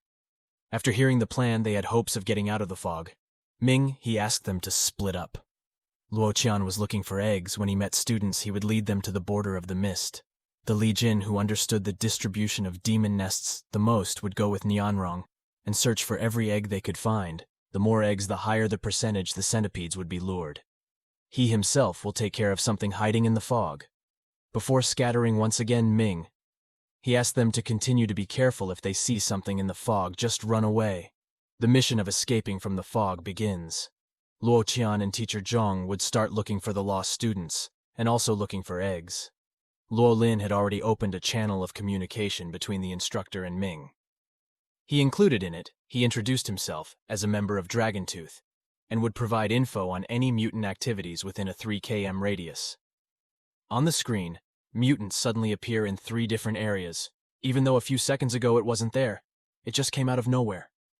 Luo Lin gave a warning to Fan Qing, who was very close to the Calamity Beast. Fan Qing, who was in that position, was startled by the appearance of a huge spider behind him. Fan Qing tried to attack with the shuriken weapon, but it didn't work. Fan Qing tried to escape. Luolin's report was correct about this monster, and it might just be the portal that led them into the mist. Luolin wanted Fan Qing to head to a safe location, but Fan Qing knew that outside the forest was a campsite, and she was afraid that her skills would not allow her to escape. So Fan Qing made a decision. She walked away from the camp area. She risked her life. Luolin couldn't help but cry at Fan Qing's lost life mark and continued on with her instructions. Luolin had already notified Fan Qing's situation and sent Ming He to the marked location, and Ming. He started observing the fog. If you meet a calamity beast, just leave them all. Meanwhile, in the valley area was Ming He, who paused to think about how some of the monsters in the fog could learn, starting from imitating humans and asking for help. At that time, Luolin told Ming He that a monster had suddenly appeared behind him. That was a servant-rank flying scorpion. Ming He, who had already made sure his back was safe, was extremely surprised by them. But suddenly he could easily slay all those monsters. Even though there were a lot of them, there was still no end to them. No matter how much Ming He killed them, the monsters kept appearing. Luolin seemed to know where Ming He said there was a nest to the south of Ming He because the monsters came from there. On the map it showed several dozen red dots, like there was an insect-producing factory near Ming He. Those monsters will always be produced. Every time their front line is defeated, the next scorpion production will definitely be there. If this is allowed to continue, these scorpions can fill the valley and eradicate all the humans in it. Luolin said Ming He's meeting location was just behind the valley. Luolin must protect this place and guide the other instructors. Ming, he said, don't worry. Just leave it to me. Luolin apologized for leaving this hard task to Ming He, who was still a student. But he thanked Luolin, who also stayed in the fog to save the student. Ming He advanced to the scorpion production site. With his strength, Ming He can slaughter all the scorpions in front of him. Ming He got there, he saw a portal, and there was a scorpion coming out of it. Ming He saw that many had gathered there. Ming He used a technique learned from Fan Kai. He absorbed the surrounding wind and created a wind punch that could slay all the scorpions in that location. He headed to the portal and observed what the portal actually was. At that time, there was a scorpion that came out of the portal and saw it directly Ming. He finally knew that this was not a monster factory, but a portal connected to the fog. Out of curiosity, what place was connected in the portal Ming?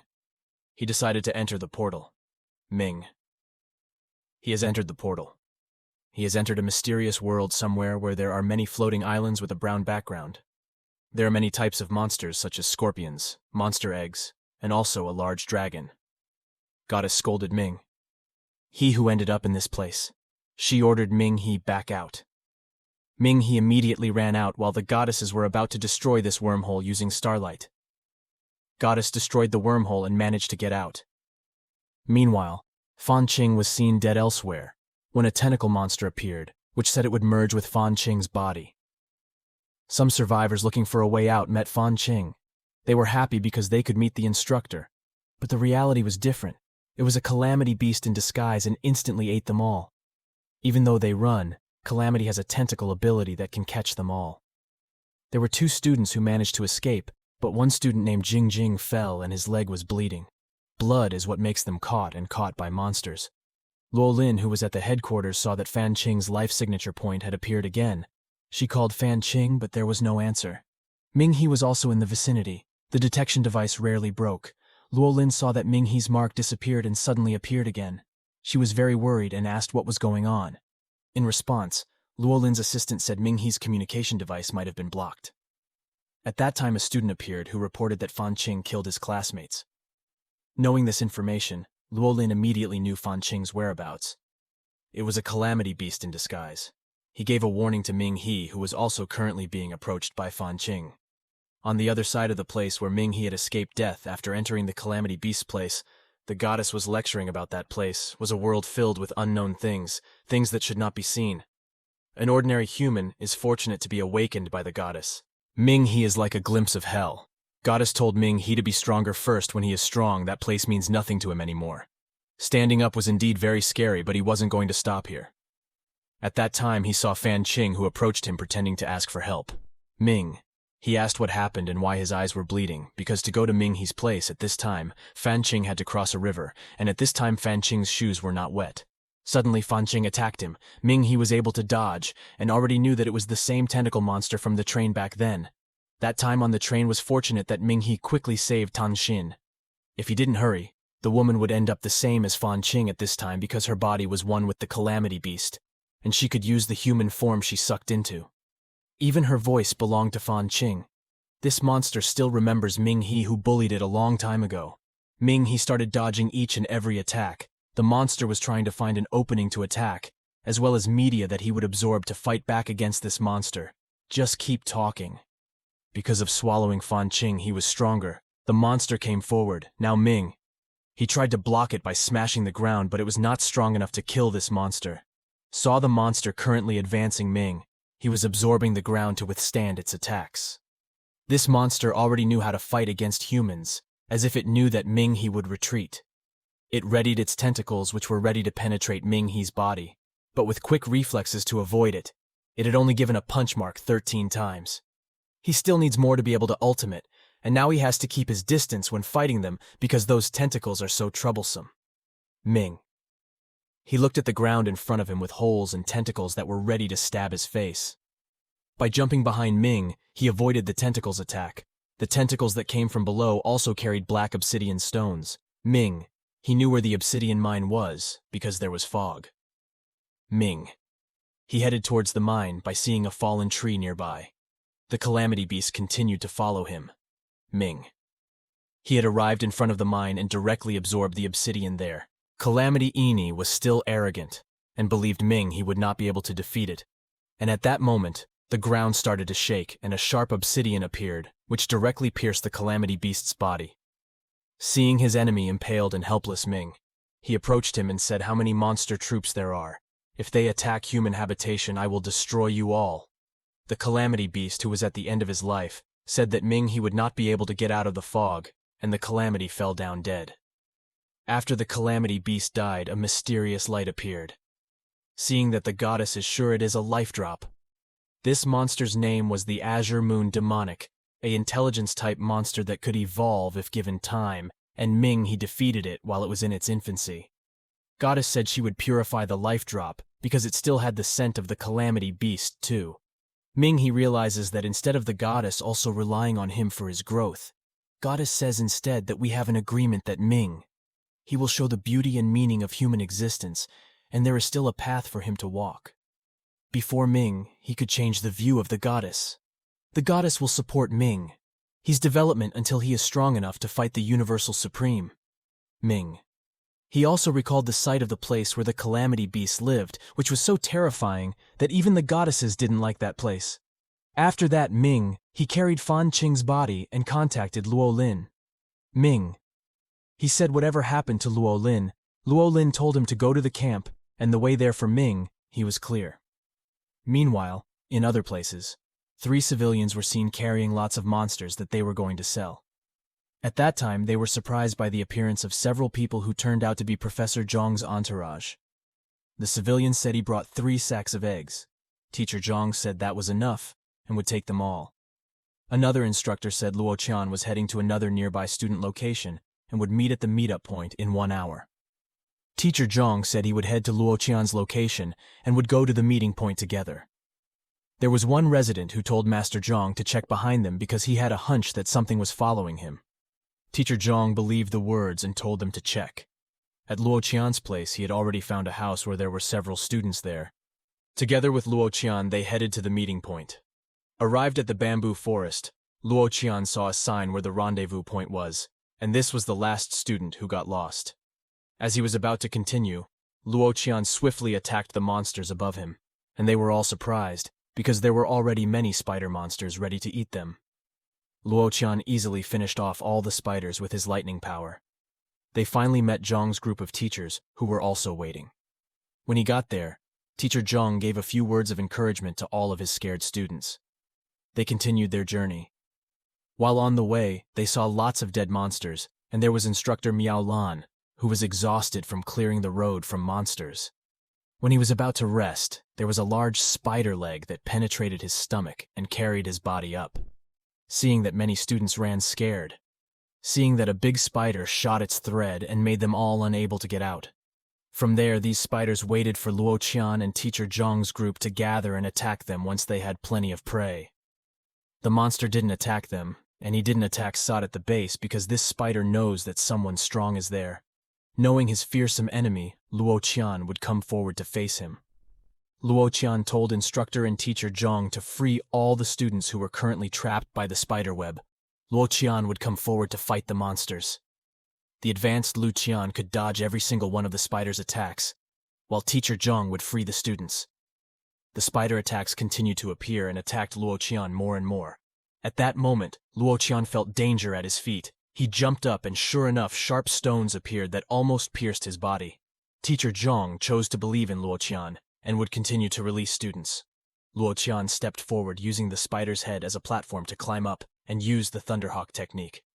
Luo Qian shot a lightning kick at the spider's abdomen. Seeing that the spider was still healthy, Luo Qian took Miaolan's spear and used it to attack the spider. The spear fell near the spider and instantly dealt lightning damage to its body. Luo Qian stepped forward to give the spider's leg such a forceful blow that it broke one of its legs. But at that moment the spider sprayed a purple liquid, a poisonous liquid. Luckily, teacher Zhang quickly got Luo Qian to come close to him and protect Luo Qian from the acid rain. Teacher Zhang told Lu Qian that he had saved all the trapped students, and this was all he could do to protect Luo Qian. At that time, a lot of small spiders came that ate the carcasses of other monsters, and after that the little spiders went to the bigger spiders and became their food, thanks to which the huge spider can regenerate its legs. All the students there were terrified, and it was only natural that this monster before them was a Lord-rank class that had instilled a seed of fear into the people. For people who have not entered the class will not be able to fight against it. Made a decision he would restrain this monster, while teacher Zhang and the instructors freed the students from the confinement and left this place. Even though he knew it would be very dangerous, Luo Qian knew his duty and would restrain this monster. Luo Qian had already made up his mind, and he stepped forward to contain the monster alone. Teacher Zhang and the instructors began to free the students who were trapped in the net. The students who were previously filled with fear found their courage. They didn't want to be scared all the time because they were also superhumans. Luo Qian used the ultimate power of lightning flurry. The powerful lightning strike hit the spider that was just standing still. Lu Qian was silent to see if his move had succeeded in killing the spider beast, but he was surprised because the spider was still alive and was able to attack him immediately. Luo Qian's body couldn't move because of the nets that bound him.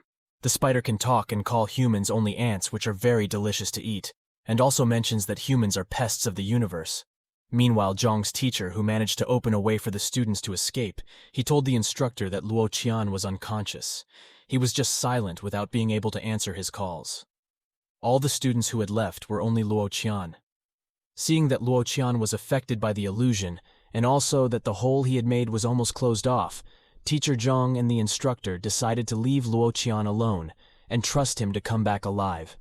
Lu Qian, who was still in the illusion, he continued to talk about humans being pests of the universe and ridiculed the spider beast that ate its own kind to heal itself. The spider monsters continued to make Luo Qian's mind more and more chaotic. This time he said that his friends outside had left Luo Qian and would continue to be happy outside while Luo Qian became food for him. Although Luo Qian had strong faith, the spider kept saying that humans were very weak to seclusion. When humans are exiled by the world and its surroundings, their self-confidence will be of no use to him. That is also the case with Luo Qian at this time. Here too time was slow, and Luo Qian had to feel alone with no one to save him. The spiders kept on making Luo Qian's mind drop by displaying the revered human memories around him. Meanwhile, outside teacher Zhang saw all the students that had left. But at that time there was Ming He who was trying to go inside to the place where Luo Qian was fighting the spiders. Teacher Zhang stopped him because going in there before at the sunblaze level would be suicidal. He didn't care about that. He didn't want to lose Luo Qian and chose to feel the pain of a monster rather than the pain of losing his loved ones. He went straight inside to save Luo Qian. The instructor got a call from Luo Lin asking about their condition. Teacher Zhang said the condition started from Miaolan being killed and the current state of Luo Qian fighting with spiders.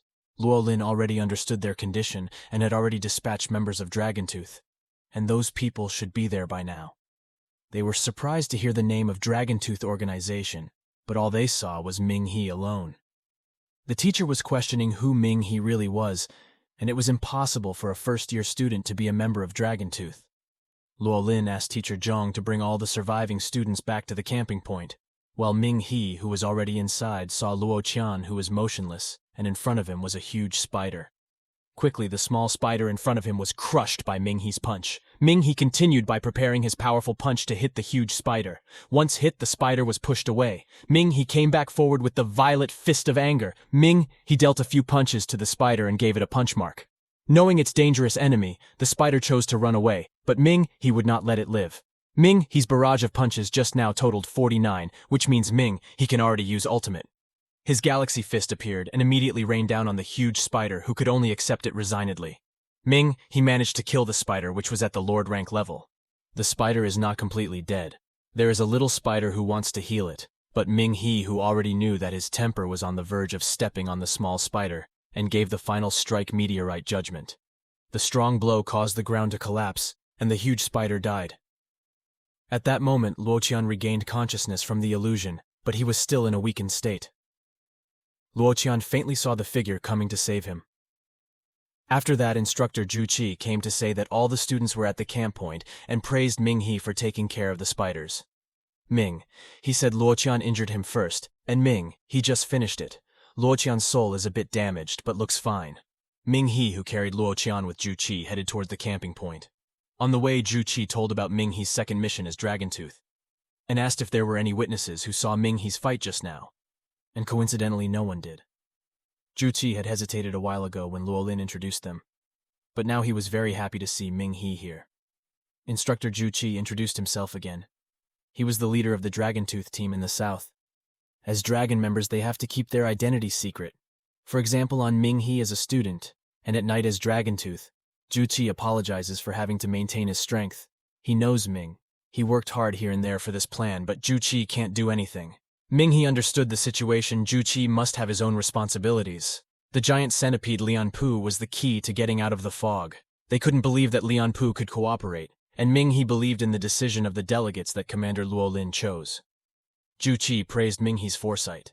The centipede had already gone through 2 phases of mutation, and it was extremely dangerous. Zhu Qi had to save his strength to take care of it later. Ming He understood, and would believe it, and would trust the Commander Luo Lin, who sent Zhu Qi and Zhu Qi's decision-making. Zhu Qi was very pleased with Ming He's answer. So Ming He's second mission was to keep secret that he was a member of Dragontooth because they had received information of a member of the Divine Sovereign infiltrating the Nando Institute. Dragontooth's main task is to wipe out the heavenly sovereignty on Earth. Ming He was accepted into Dragontooth after fighting Dr. Zhao. The previous Dr. Zhao's doing just to be trusted by the Divine Sovereign and gain the Divine Sovereign's true acknowledgement. Dr. Zhao is just someone who is outside of the Heavenly Sovereign. The disaster that Dr. Zhao made was just to enter the Heavenly Sovereign, and now the information says that there are members of the Heavenly Sovereign who are already in the Nando Institute. This fog disaster is not caused by humans, and is indeed a natural disaster. However, if the Heavenly Sovereign makes good use of this training camp, there will be the greatest mass killing in history. Divine Sovereigns had difficulty killing strong and high-alert superhumans, but if superhumans were stabbed while they were growing, there would be a gap in the superhuman army to fight against Divine Sovereigns in the next 10 years. Every year, the Nando Institute sends large numbers of students into the society of strong young superhumans like Ming He and Luo Qian who joined it, and if they die on the plot in this fog disaster, the Heavenly Sovereign will win. In the Rondonia War between humans and Calamity Beasts is very long. Humans are driven to survive while the Calamity Beasts with instinct to kill humans. Not only humans are intelligent, this parallel is also intelligent, and can do anything to eradicate humans, Ming. He will try to find the culprit. Zhu Qi advised him the Heavenly Sovereigns hide well. They could be a teacher or a disciple, or even one of Dragontooth. Ming He had to be suspicious of everyone in the Nando Institute and had to keep his identity a secret, including Luo Qian. Zhu Qi would replace the praise of defeating the spider and following the organization's plan. Don't worry, the prize money for Ming He will be given out. Afterwards, Ming He had already returned to the student group. Master Zhang confirms what happened as planned. Ming He says he is just being inclusive because Luo Qian is his high school friend. He was stalling there, and it was Instructor Zhu Qi who had killed the spider. He also denies not being a member of Dragontooth. How could he be a member? Li Jin, who was there, also said it was impossible for Ming He to be a member of Dragontooth. Ming He asked if the eggs had been collected. He said they had, and they were just waiting for the giant centipede to appear. At that time they felt a great vibration. Ming He immediately knew that this was a centipede that had reached the edge of the cliff. Zhu Qi could see that he had also been waiting for the arrival of the giant centipede. He was already dealing with a centipede that had grown in size again. They were pushed only by the centipede's scream, Ming. He himself wanted to go there, but he couldn't move. Zhu Qi says he has been waiting for the centipede for a very long time. He takes off his glasses. On my soul, I order you to surrender. Zhu Qi uses his powers, which can control the minds of beasts. Seeing that the centipede that had not yet attacked Zhu Qi again suppressed its strength and told the centipede to surrender, and its control was successful, the giant centipede fell down nearby. Ming He was amazed to see Zhu Qi's strong mind control power. This centipede was at the Lord rank level, and Zhu Qi could control it. When he got there, Ming He heard Zhu Qi's words because he said Zhu Qi was very happy because he had taken care of the young superhuman for the next 10 years. Zhu Qi looked exhausted and weak. He fell down the cliff. Ming He went over there trying to save Zhu Qi, but Ming He failed. He could only see Zhu Qi's fallen body. Ming He cries for Zhu Qi's sacrifice. By that time her centipedes had tamely approached him. Ming. He regretted not having been aware of Zhu Qi's teachings all these years. Luo Lin came over to him. He comforted Ming. He who was determined to find the heavenly sovereign. Luo Lin hugged him and believed that Ming He would carry on Zhu Qi's promise. After that incident, everyone was already on top of the body of the centipede, preparing to come out of the fog. Ming He, who was in front, asked the centipede to take them out of the fog from the fog. Seen all the guards who were ready to alert for unwanted events. At that time, a giant centipede appeared. They immediately prepared to attack him, but they stopped. After learning that Luo Lin's commander was on top of the centipede, and saying that this centipede had been tamed, everyone there was happy to see that all the students had returned safely, including the head of security, Nando Chairman Peng. Luo Lin reported to Leader Peng. He brought the 364 surviving students Fan Qing, Miao Lan, and Zhu Qi. The three of them sacrificed themselves for this mission. Everyone there respects the sacrifice, and the co-leader of the Nando Institute, Chairman Peng, will never forget their sacrifice. A few days later, after the disaster was seen in the grounds of the Nando Institute, a funeral for the heroes was held. Chairman Meng gave a few words to pay his last respects. The three heroes who had sacrificed among all the students saw that there was one student or teacher or anyone who appeared to be smiling slyly. This person is still suspicious, but definitely from a heavenly sovereign. Apart from the three teachers, there was one student who the institute did not introduce secretly. They were grateful for their achievements, and also several students who had been supportive during the disaster, including Luo Qian, Liu Shu, who was a teaching assistant, continued Nianrong, Li Jin, and also Ming He. Chairman Meng says disasters like this will keep happening again. Who knows when it will happen? And superhumans like them will protect a place where humans can live in peace. He believes students will become what is expected. After the funeral was over, Luo Qian returned to his house. At that time, he saw his phone. There were 6 calls from Ming He. Ming He called again, which Luo Qian answered quickly. Ming He had already taken the stairs of his room and wanted to visit Luo Qian. Luo Qian smiled sweetly when he saw Ming He, who had entered his room. Inside Ming, he was asked by Luo Qian, "Is it true that unknown student Ming He denied it and said he wasn't thinking straight at the time, and immediately went in to save Luo Qia." But Luo Qian didn't care about that, and suddenly Luo Qian gave Ming He a sweet peck on the cheek and thanked him for being on the front line with him. After getting the gift of a sweet kiss on the cheek from Luo Qian, they were embarrassed, but nothing happened after that incident. On the other side of the practice area, you can see Fangling and Uncle Yuan. There they want to meet Ming. He who he said wants to be invited to spar, as he said before. Every Wednesday he will come here, but Ming He doesn't come, even though he has been told. Fangling didn't know the results of the previous spar. Uncle Yuan said that maybe Ming He has other activities, like an awards ceremony for new students. Fangling heard that, was surprised because the opponent who could match her was probably a newcomer, especially since Ming He hadn't been there for 2 weeks. Fangling was even more emotional. She couldn't believe that Ming He was a new student, and next Sunday she would wait for Ming He. Even though Ming He still blushed, He thought that he had a date, thinking that it was just a thank you from Luo Qian for having a girlfriend, Ming. He walked towards the practice site and then he remembered that he had an appointment with Feng Ling. Ming. He immediately put on his mask, and at that time behind him were Feng Ling and Uncle Yuan. Ming.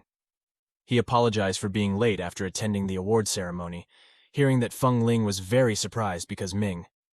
He said himself that he was a new student. Angry, because he lost the bet, he ran away and did not want to spar for today. Uncle Yuan told the reason to Ming He and Ming. He didn't know that Feng Ling was his senior. Uncle Yuan gave him his number cartoon that Ming He is at the practice field, and tired of being able to contact him to spar with Feng Ling. A Feng Ling who was strong in martial arts needed a sparring partner on Ming He's level. Uncle Yuan would even give money to spar with Feng Ling. Ming. He immediately agreed with $1,000 for each fight. Ming. He didn't expect and was very happy after accepting the offer. Currently, Ming. He is in the school dormitory training in the goddess's dimension. He fights the skeleton widow spider clone, and Ming. He has a lot of trouble fighting it. According to the goddess, he already knows what monsters are in the world of calamity beasts, and they are very dangerous. The skeleton widow spider he had defeated earlier was also thanks to Luo Qian dealing damage. Goddess saw how Ming He was determined to be strong.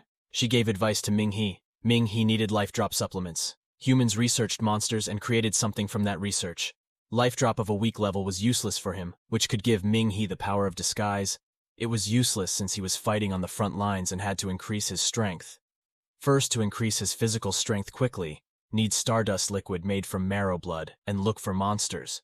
This stardust liquid only the rich could buy. Its effect would depend on how hard the user trained, and it would be perfect for the training geek, Ming He. Ming He decided to sell the life drop and buy stardust liquid. Ming He needed information, so he called his friend Ling Hui. Ming He asked where to sell valuables. Ling Hui suggested go to the Hunter's Hall. The Hunter's Hall is also very suitable for finding the necessary items.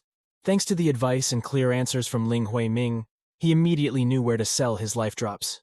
When he arrived at the Hunter's Hall, there were two maids who looked down on Ming He just for wearing the novice hunter badge. In contrast to this beautiful girl who immediately went to a new customer, her name was Jiang Yu. Jiang Yu professionally served Ming He there and was commissioned for the mission. Ming He says, okay to raise his rank, but that's not the only goal.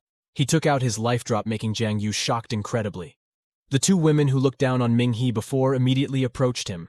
Ming He refused to be served by that woman. He preferred Jiang Yu. Jiang Yu was grateful and would contact the appraiser to detail the life drop's ability. After knowing that the life drop would be put up for auction, he also needed help because he wanted to buy stardust liquid. Because Ming He didn't know anything, Jiang Yu took Ming He to the VIP room to make it easier to explain. In the VIP room, Jiang Yu said the appraisal would be over soon, and he explained that stardust liquid recently appeared with a price of 900,000. He heard that number was shocked. The price was affected by the level of refinement. The liquid stardust extra from the cataclysmic monsters that had high poison, even with the high technology in this world, would have poison left. If poison is left behind, many users cannot overuse it. The higher the purity, the body can neutralize toxins faster. High purity levels need half a year lag to be able to use it again. For low purity, it can be less than 10 years with the risk of damaging the body. He was very surprised. This is good nutrition to support his practice. He told Jiang Yu to keep an eye on the highly refined liquid for him. Jiang Yu is very happy. It's amazing to get a customer. Jiang Yu gave him a business card to be his personal hunting assistant. At that time, an appraiser came who had already assessed that he was sure that this was at the Violet Soul level, and gave the ability to disguise the price range to 2 million. In Ming He's heart, I'm rich. He will put that life drop in the auction house with hunting points. Ming He, who is currently still Moonlight rank, if Ming He takes the appraisal exam, he can enter Sunblaze rank, but he only needs Stardust Liquid to help with training. With Jiang Yu's help, Ming He's transaction went smoothly. After that, Ming He was finally able to enjoy his school life, like studying in the morning, fighting practice during the day, and studying again in the evening. Another day, the class was filled by Professor Feng, who explained the shards of the disaster. These catastrophic fragments can change the structure of some minerals on Earth. For example, ordinary black stones exposed to radiation from catastrophic fragments for a long time will condense into rare crystals. In this situation, Ming He got a message saying his life drop sold 3 million. With 5% commission Ming He got 2,850,000. To test the strength of the stone he was carrying, Nianrong suggested Ming He, who had the power of a punch. Ming He stepped forward and was told to try to destroy the crystal with all his strength. Ming He grasped the stone and used all his strength. While Professor Feng explained how strong the crystal was, all the students were shocked to see how the one who managed to destroy the stone, as well as Professor Feng, who was very surprised that the crystal could crumble into dust. Professor Feng closed the class by saying crystals like these are very precious. Ming He, who returned to his seat, saw that there was a blue crystal in his hand. It seemed that the mystical fist was reacting with the crystal. After class finished, Ming He came forward to ask that to Professor Feng. After hearing the mystical abilities of Ming, Professor Feng thought it was natural because there was a reaction. The stone underwent radiation and absorbed the elements around it, and would condense more than ordinary stones. The amount of material in it exceeds that of a small mine. Professor Feng invites Ming He to his laboratory to do an experiment, willing to teach him, and he goes to the laboratory. Inside saw so many similar stones, and his mystic fist unknowingly absorbed the material inside. Professor Feng gave Ming He insulated gloves. He also already knew the ability to become a red sovereign level, and knew that Ming He had not yet mastered his strength because just entering Ming, he really absorbed the materials in the rock by accident. Ming? He is self-aware of having gained his powers recently, and asked Professor Feng for tutoring. Professor Feng proudly said what Ming He had wrongly thought it was necessary to touch the material first before absorbing it, but just passing through it was already able to absorb the material in the stone. Probably the higher the concentration of the medium, the greater the reaction. Professor Feng gives the first lesson with Ming He must learn how to resist medium absorption. Ming He was told to absorb the frost stone in front of him without absorbing other medium stones. Ming He tried it, and sure enough other materials other than ice cubes were also entangled, a sign that Ming He had not yet mastered his spirit power. The difficult example was when fighting Ming He had to touch a medium to win. But at that time there were no mediums around him, and the enemy already knew Ming He's strength. He blocks the path from using his powers, and that would be a problem for Ming He, who had the mindset of having to touch a medium to be able to absorb the powers.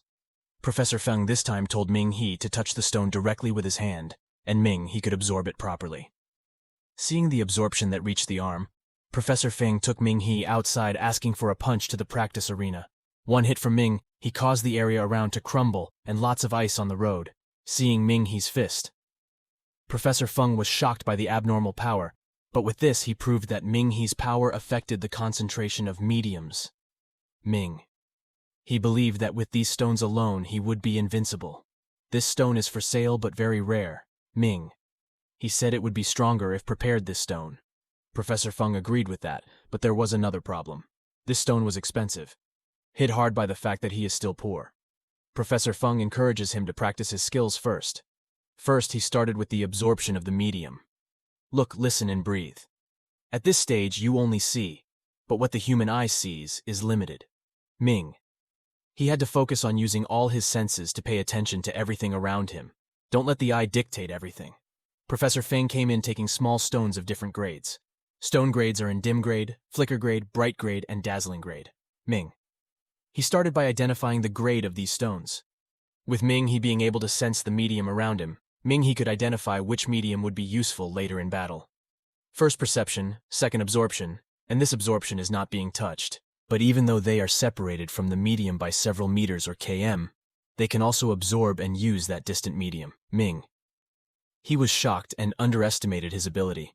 One day, even able to absorb the falling lightning and use the power of that lightning, and it is time for Ming He to start a large-scale or wide-scale work. Ming He returned to the dormitory, started training his perception. He focused on sensing the medium level in front of him, and he managed to feel the power in the stone. After getting that sensation, sensing the medium around it, he could already feel the medium wind, which was at the dim class. The further his perception Ming, he could feel there was a lake around it, and it was at the bright level. Opened his eyes, and it turned out that it was closed by a building. With the distance to the lake, if there is a problem, you can use the lake to be absorbed. When Jiang Yu came, Ming He immediately went down. In the room there are two singles who feel emotional damage because Ming He has so many beautiful female acquaintances. Ming He got a high-purity item from Jiang Yu which he bought for 800,000.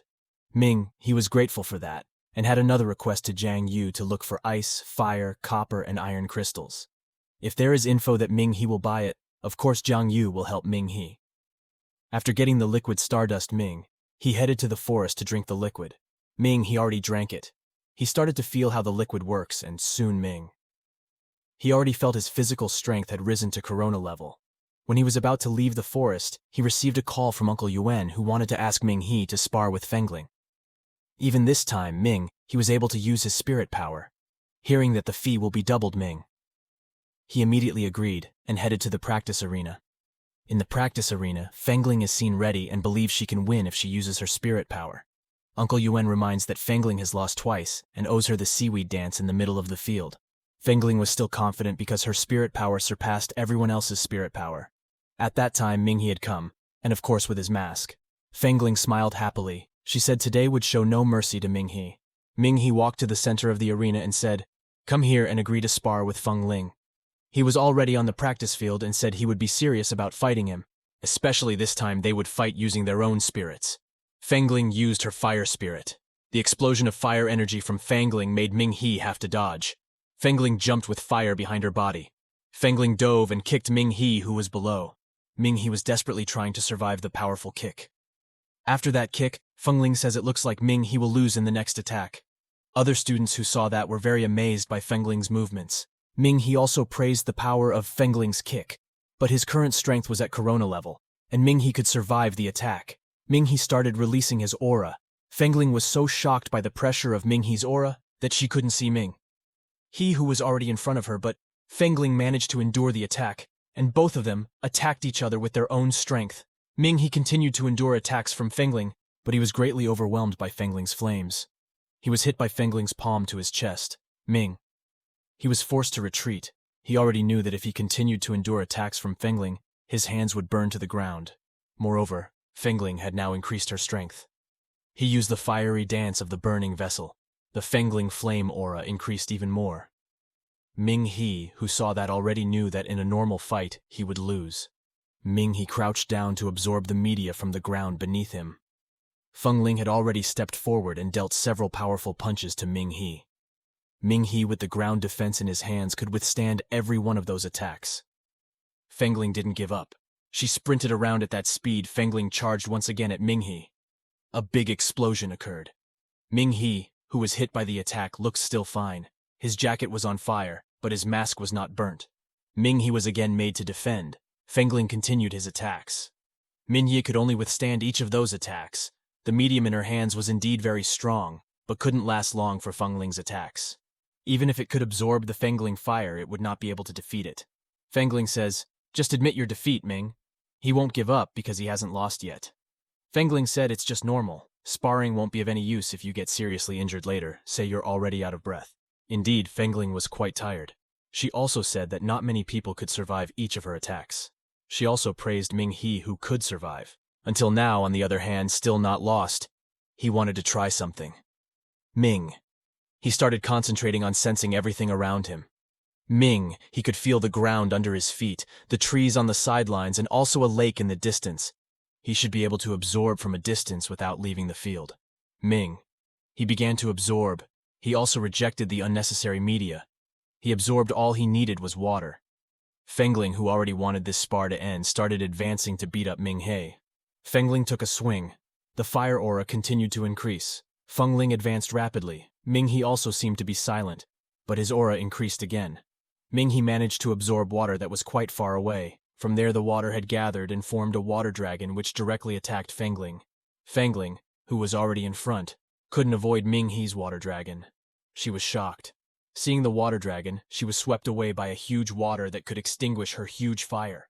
The water that Ming He absorbed, not a bit of water, spilled all over the field, making the watching students run to avoid the water. Ming He managed to win. Fengling, who was hit by the attack, lay unconscious. Seeing Fengling, who looked unwell, quickly he tried to give first aid. Uncle Yuan came and said that if it wasn't enough, give him artificial respiration. Hesitating on CPR was quite embarrassing, but this was Ming He's chance. He did artificial respiration before Fengling's mouth had regained consciousness and covered Ming He's mouth. Too bad, maybe another time it works. Fengling admits defeat. He also admits Fengling's strength. If only he didn't know his own strength, he would have already lost. The two shook hands, praising each other's strengths. If there was another chance, Feng Ling wanted to fight with soul arts. Uncle Yuan said it would be excessive and very lethal. Soul arts were only used to fight calamity beasts. After that, Ming He left because he still had business he needed to do as well as Uncle Yuan, who immediately gave a dry towel to Feng Ling and asked him to leave immediately. The two got into the car to hurry home. They chat about the unusual Ming He. They don't know why Ming He is so mysterious. Unlike other young people who are crazy about fame, this is also the same as the mysterious person who contributed greatly to the Shaolin disaster. Uncle Yuan thought of Ming He being so secretive in the future, as long as they needed to do it in a private place. They needed to respect Ming He's privacy. Uncle Yuan joked a bit with Feng Ling, who should already know, naturally because their lips almost met. Feng Ling said she didn't see it and threatened Uncle Yuan to stop joking or Feng Ling would order him to sweep the streets. After changing into Ming He's new clothes to meet with Jiang Yu because Jiang Yu had already found and addressed the dazzling graded frost variation. Ming He was grateful for that. If there is this, the battle in the future could be younger because he could use the power of the frost stone media. Jiang Yu said he spent $1 million from Ming He's money to buy the stone was very surprised because it was a lot of money. That price was due to the extremely rare dazzling grade stone. Ming He immediately understood and asked Jiang Yu to keep an eye on the other crystal isomers. Apart from meeting Ming He to give the crystal, Jiang Yu also told him that he was now at the Corona Hunter level. He received his certificate and badge. The advantage at Corona level got the new information that the Ghost Hall collected in time. He could also participate in the annual Hunter Conference and make a request for help in the Hunter Hall without focusing on Jiang Yu's explanation. He instead focused on looking at the first floor because there was Li Jin talking to the receptionist. Jiang Yu said that Li Jin had been looking for quests since this morning, but there weren't many top-tier hunters willing to give him jobs. He says he knows him. He wants to help Li Jin by giving him a task. He asks how much is the commission for giving a task to another hunter. Jiang Yu said there was no need for a commission. Li Jin was also willing to do it for free. Why did it come to that to be a hunter at a low level? In order to be promoted, you need to have a recommended stamp from an advanced hunter like Ming He, who is currently at the Corona level. Advanced hunter recommendations are received from a point that can be exchanged for 4 recommendation stamps.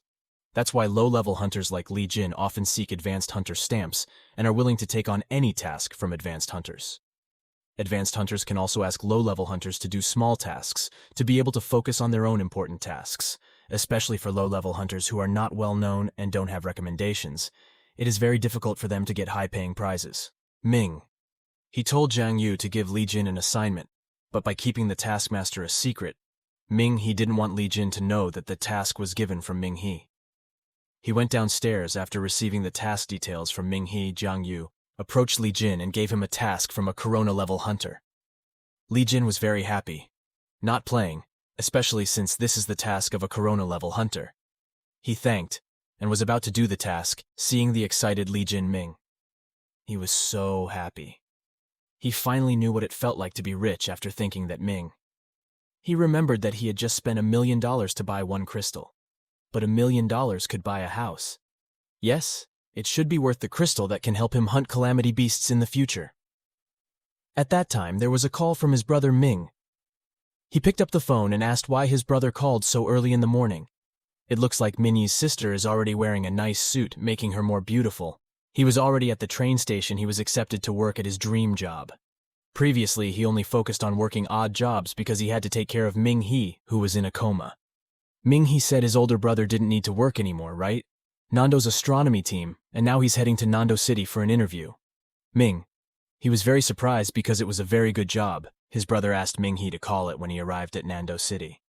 Ming He, who was in a coma before his older brother, gave up on his education. But now his older brother is back to studying, and even got a good job in the astronomy team. Since they will live in Nando, they can live together again. He went to the station to call his brother who had arrived. After they arrived, they decided to take a walk in Nando City. He spends time with his brother, both of them exhausted lying on the bed. After that, he accompanied his brother to the interview location. They arrived at Nando's astronomy team. The clerk there escorted Ming He's brother, Qin Yu. There are a lot of guardians there. This is the place where the astronomy team will look at the stars and predict the coming of disaster, and the level also Ming. He didn't expect his older brother to be at the pace of work in the astronomy team that has been considered by the human eye because they always monitor changes in outer space.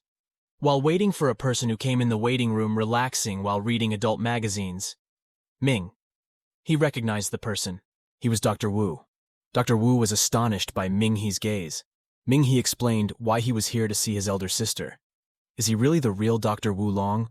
From a book that describes Dr. Wu as the inventor of the rainbow medium, a medium that can measure and infer the strength of wild beasts. Very happy to meet Dr. Wu and asked for a group photo. Dr. Wu again wants to relax without any disturbances here. He tells Ming He to leave because he will be enjoying his adult magazines. At that time, a woman came who reprimanded Dr. Wu, who was not working instead of reading adult magazines, telling him to go back to work. Dr. Wu complied and went back to work on his adult magazine and gave it to Ming, he who just accepted the magazine in silence. Qin Yu, who has finished the interview, said that he can be accepted and work for 3 months in the future. When he arrived at Ming, he asked why Ming. He even read a magazine like this. Ming, he said it was what it was, but his brother didn't believe it and started to leave from there. After that, they returned home. It seems that Ming, he already has his own house in Nando City. Over there, Jin Yu planned to plant flowers on the terrace because their terrace was so wide and beautiful. When he wanted to accompany his older brother to buy flowers and equipment, someone who wanted to talk alone without anyone hearing the conversation. They told his older brother that he had a job and could not accompany him to buy flowers. Ming He headed to the terrace, so his brother couldn't hear his conversation. The one calling was Instructor Luo. He was the leader of Juqi and Luo Lin. Luo Lin asked him to contact Ming. He explained to Luo Lin that their infiltration of the enemy was much scarier than he expected. Information of Dragon Tooth's members might have been spread. They created a new defense department, Wanderer. Wanderers were like land sharks in the dirty sea, hunting down the heavenly sovereign's underlings head-on. Ming. He asked if there was any new information for him. There was a hint about Dr. Zhao buying a lot of equipment from the black market. So it's possible that Dr. Zhao met a member of the heavenly sovereign there. Luo will later send the full address of the black market. Why did he send Ming He? Because he's a new member, so the heavenly sovereign doesn't know about Ming He yet. Ming He's job is to get into the black market by knowing the person who made contact with Dr. Zhao. He advised Ming He that if they found their hiding place, they would immediately notify Luo Lin, and reinforcements would immediately be sent to the black market, which looked like a grand building from the outside.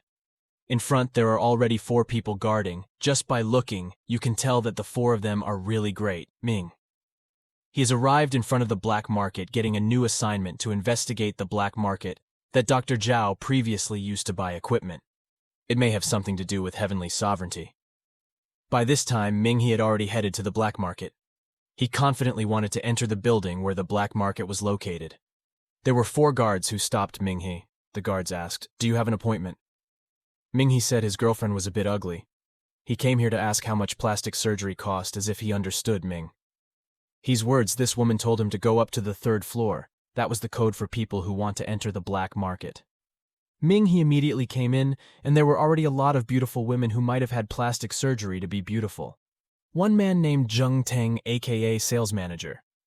Zheng Teng begins to ask what longevity products need. Zheng Teng starts talking like a salesman, wooing customers to buy their product to the point where Ming He wonders if it really is such an amazing product. Ming. He asked to show the longevity product and lead him to where the product was. Zheng Teng escorts Ming He to an elevator. Before escorting Ming He further, Zheng Teng changes his expression. He says that this place is only known by their acquaintances or customers who are recommended by their acquaintances only. Zheng Teng also asks who the recommendation from Ming He is, because he didn't also mention the name of the person who recommended him here. Otherwise Ming He would have his identity checked. Ming He already knew these people were sharp and strong. They were asking such a very important thing. For the last step, which is clearly a trap for people who want to investigate this place, finally said he remembered one name in the document. The mission Ming? He said it was from Mrs. He. Heard Mrs. Hu. Zheng Tang and the bodyguards were surprised and afterwards happy that Ming He was indeed their customer or guest. Ming He manages to enter. Zheng Tang and Ming He are in the elevator to go to the black market foster care. Up to the 22nd floor, Zheng Teng explains that it's not only animals on Earth that mutate. It turns out that plants can also mutate because of the beast serum. Ming. He was surprised to see how many products were in there. Zheng Teng introduced an ordinary cactus that has a beautifying effect on the body. After being given the beast serum, its vitality increases 1,000 times. After being ground into powder, it will be used for its youthful effect. The curious Ming. He asked where they actually got all the beast serum from. The black market has many sources, in fact it's in every city. Starting from beast serum, beast brain, beast liver, and other body parts. Apart from these beauty products, there are also mutated mosquitoes which, instead of eating human blood, they eat human fat. These mosquitoes are used for liposuction. They even say this method is safe for the human body. Seeing how many crazy products there are, Ming, he believes that even Dr. Zhao's experiment will start from here. Continuing his tour like other salesmen, he explained the many products in front of him. He opened the curtains in front of him. Ming. He was surprised to see the contents inside. Zheng Teng said it was an egg taken from a human-like monster. When examined, it turns out that the monster is very immune to all diseases that exist on Earth. Their experiments continued, and their eggs turned out to be found in the human body. The point is that humans will be immune to this disease, and the aging condition is the longevity capsule, Ming. He was completely at a loss for words, not expecting what they were doing. Beasts have extremely insane vitality, as well as terrifying reproductive abilities. Eggs can be placed in cold temperatures. There will be no sign of life, but they can live again in warm and humid places, even able to come out of their own shells. Even crazier is that eggs that have been killed can still live again if they are in the right situation. The black market even sells them in the form of small capsules. If humans drink the liquid, the eggs will live in the human stomach and can come out of their own shells even with 1 in 100 odds. It's still pretty scary, and it's being sold on a label to prolong life. Ming He was invited back into the room, which was even more shocking than before. Zheng Teng orders his men to open the curtain covering the room, and what is inside is an emperor beast, and it is still alive. Ming. He was completely shocked again when an emperor beast was caught alive and restrained. I don't know what to make of it. Ming He asks, isn't something like this strictly forbidden? Zheng Teng says he isn't the only one doing it, and they also send data to the team's astronomy, and the team feels something strange. When Ming. He started asking many things. Ming He, who knew he was in danger, started saying that he would only buy something on the black market, would pay for it with his card, but the black market only accepted cash payments. Ming. He is ready, but still worried that the goods here are smuggled and investigated by the authorities. Zheng Teng convinces by saying that they are affiliated with Nando Academy. Many of the professors there are on their side. Ming. He was stunned to hear that Nando Academy was mentioned, hiding all his expressions. Ming. He says he will take the cash, and Zheng Teng takes Ming He out to get the money. While in the elevator, Ming He thought about it when passing through the 9th and 10th floors. There was a long time lag. Maybe there was one floor hidden. Maybe even it was more dangerous. Strangely, there is no elevator button for the 5th floor. It was already out of the elevator, and at that time there was one blonde woman who also wanted to enter. They pass by each other. Zheng Teng sees that and immediately asks if Ming He knows that woman. Ming He said saw her. Zheng said that the woman is the Miss Hu that Ming He mentioned. Ming. He was already holding his crystal ready in case there was a fight. Zheng Teng says he doesn't like spies, and he won't let those spies come out alive. Ming. He was really cornered in this situation, and fortunately at that time there was one woman who called his name. She's a song nurse who is somehow doing here. Zheng Teng asks why Ming He doesn't know Mrs. Hu, even though he recommended it. Sister Song gave the excuse that Ming He was her boyfriend. Previously, Sister Song asked Miss Hu about the longevity medicine, because Sister Song's status here is still low. So she asked her boyfriend Ming He to come here to ask about the medicine. Zheng Teng doesn't think that Ming He is Sister Song's boyfriend. Ming He reasoned that Sister Song didn't want other people to know about their relationship. And Sister Song also said the reason. After the tense chat, Sister Song managed to say goodbye to go home holding Ming. He at the same time, Nurse Song invited Ming He to go to the restaurant to talk about it. Ming. He asks why Sister Song works in a place like that. Sister Song reasons that since Dr. Zhao's scary incident, she knows that Dr. Zhao often goes to Nando and buys equipment there. Ming. He couldn't stop thinking about Sister Song's bravery. He also thanked her for helping him earlier. Sister Song has found her own clues about the black market, advising her that Sister Song is in a dangerous area. Sister Song already knew that her friends were victims in the disaster caused by Dr. Zhao. She had known Dr. Zhao for years, but paid no heed to Dr. Zhao's suspicious actions. And Sister Song is very curious, and because of that she ventured to find the truth herself. Ming He forgives him, so he asks what Sister Song has known all along. The black market is often associated with the Nando Institute. Dr. Zhao often leaves and goes to Nando to consult with the professor there from Miss Hu. Sister Song knows that this black market is covered by the research department of the Nando Academy. Unfortunately, he didn't know the identity of the deputy director that Dr. Zhao consulted, so Dr. Zhao learned how to extract monster blood from this professor, and this professor was also involved with Yu Heng's company. They have to find out who this professor is. Besides that, Sister Song also knows that there is a secret facility in that black market building. Upon arriving at Ming He's dormitory directly contacted Luo Lin, who was currently taking a bath. Ming. He said everything. Luo Lin also already knew that Sister Song had infiltrated there because Sister Song was the one who was involved in the trouble there. Another thing, this Miss Hu on paper should be a contract with Dragontooth. But it's all fake. Miss Hu had less than ideal trackmates, and Sister Song went there like an undercover agent. Meanwhile, we see at Yu Heng's company, we can see Zheng Teng who enters the 9th floor while behind him are his subordinates. Did not expect that Miss Hu was working with Dragontooth, but Miss Hu who kept saying it was all a lie. Because Zheng Teng is a paranoid person, he doesn't believe everything Miss Hu says. They're at the new product research site. Miss Hu will be volunteered for this new product.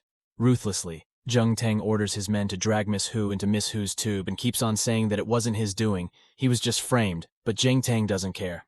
Miss Hu was immediately thrown into the tube, which was unknown what it contained.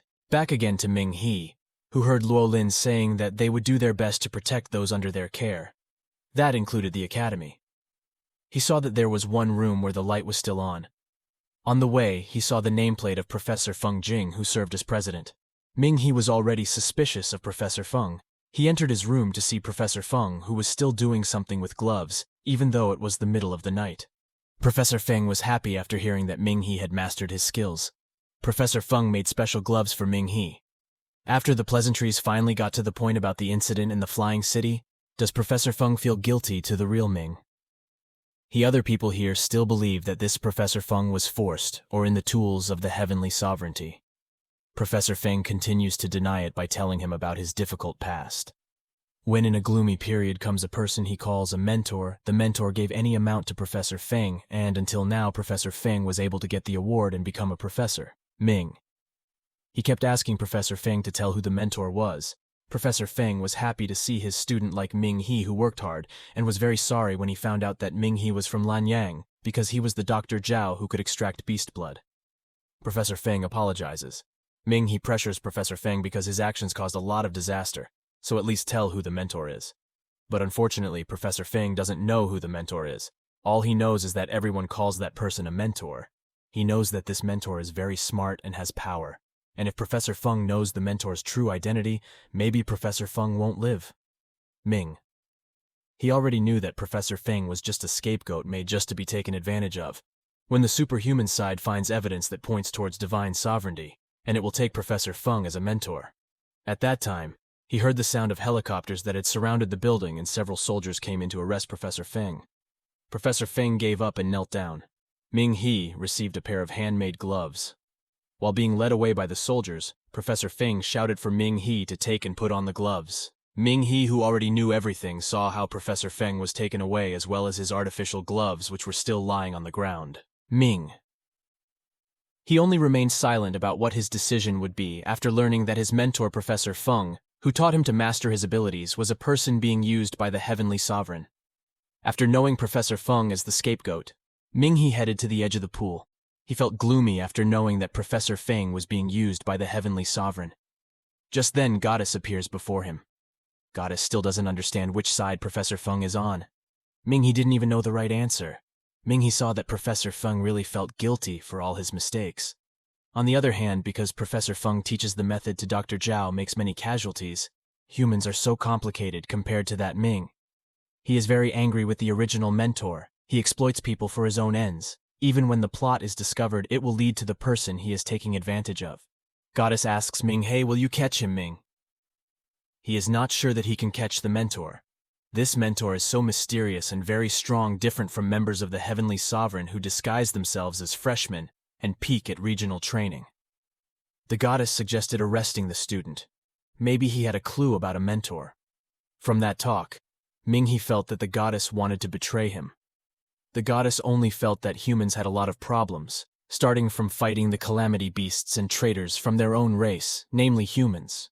Whereas for the goddess, who is a calamity beast, there is only one enemy.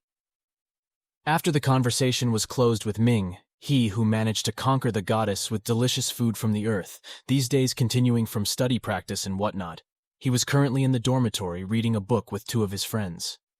Zhang Yuan was talking about Li Jin's recently leveled up because he received a recommendation from a corona-level hunter. Wang Jia asked if it was useful. Of course it is very useful. The school pays attention to the social training of students.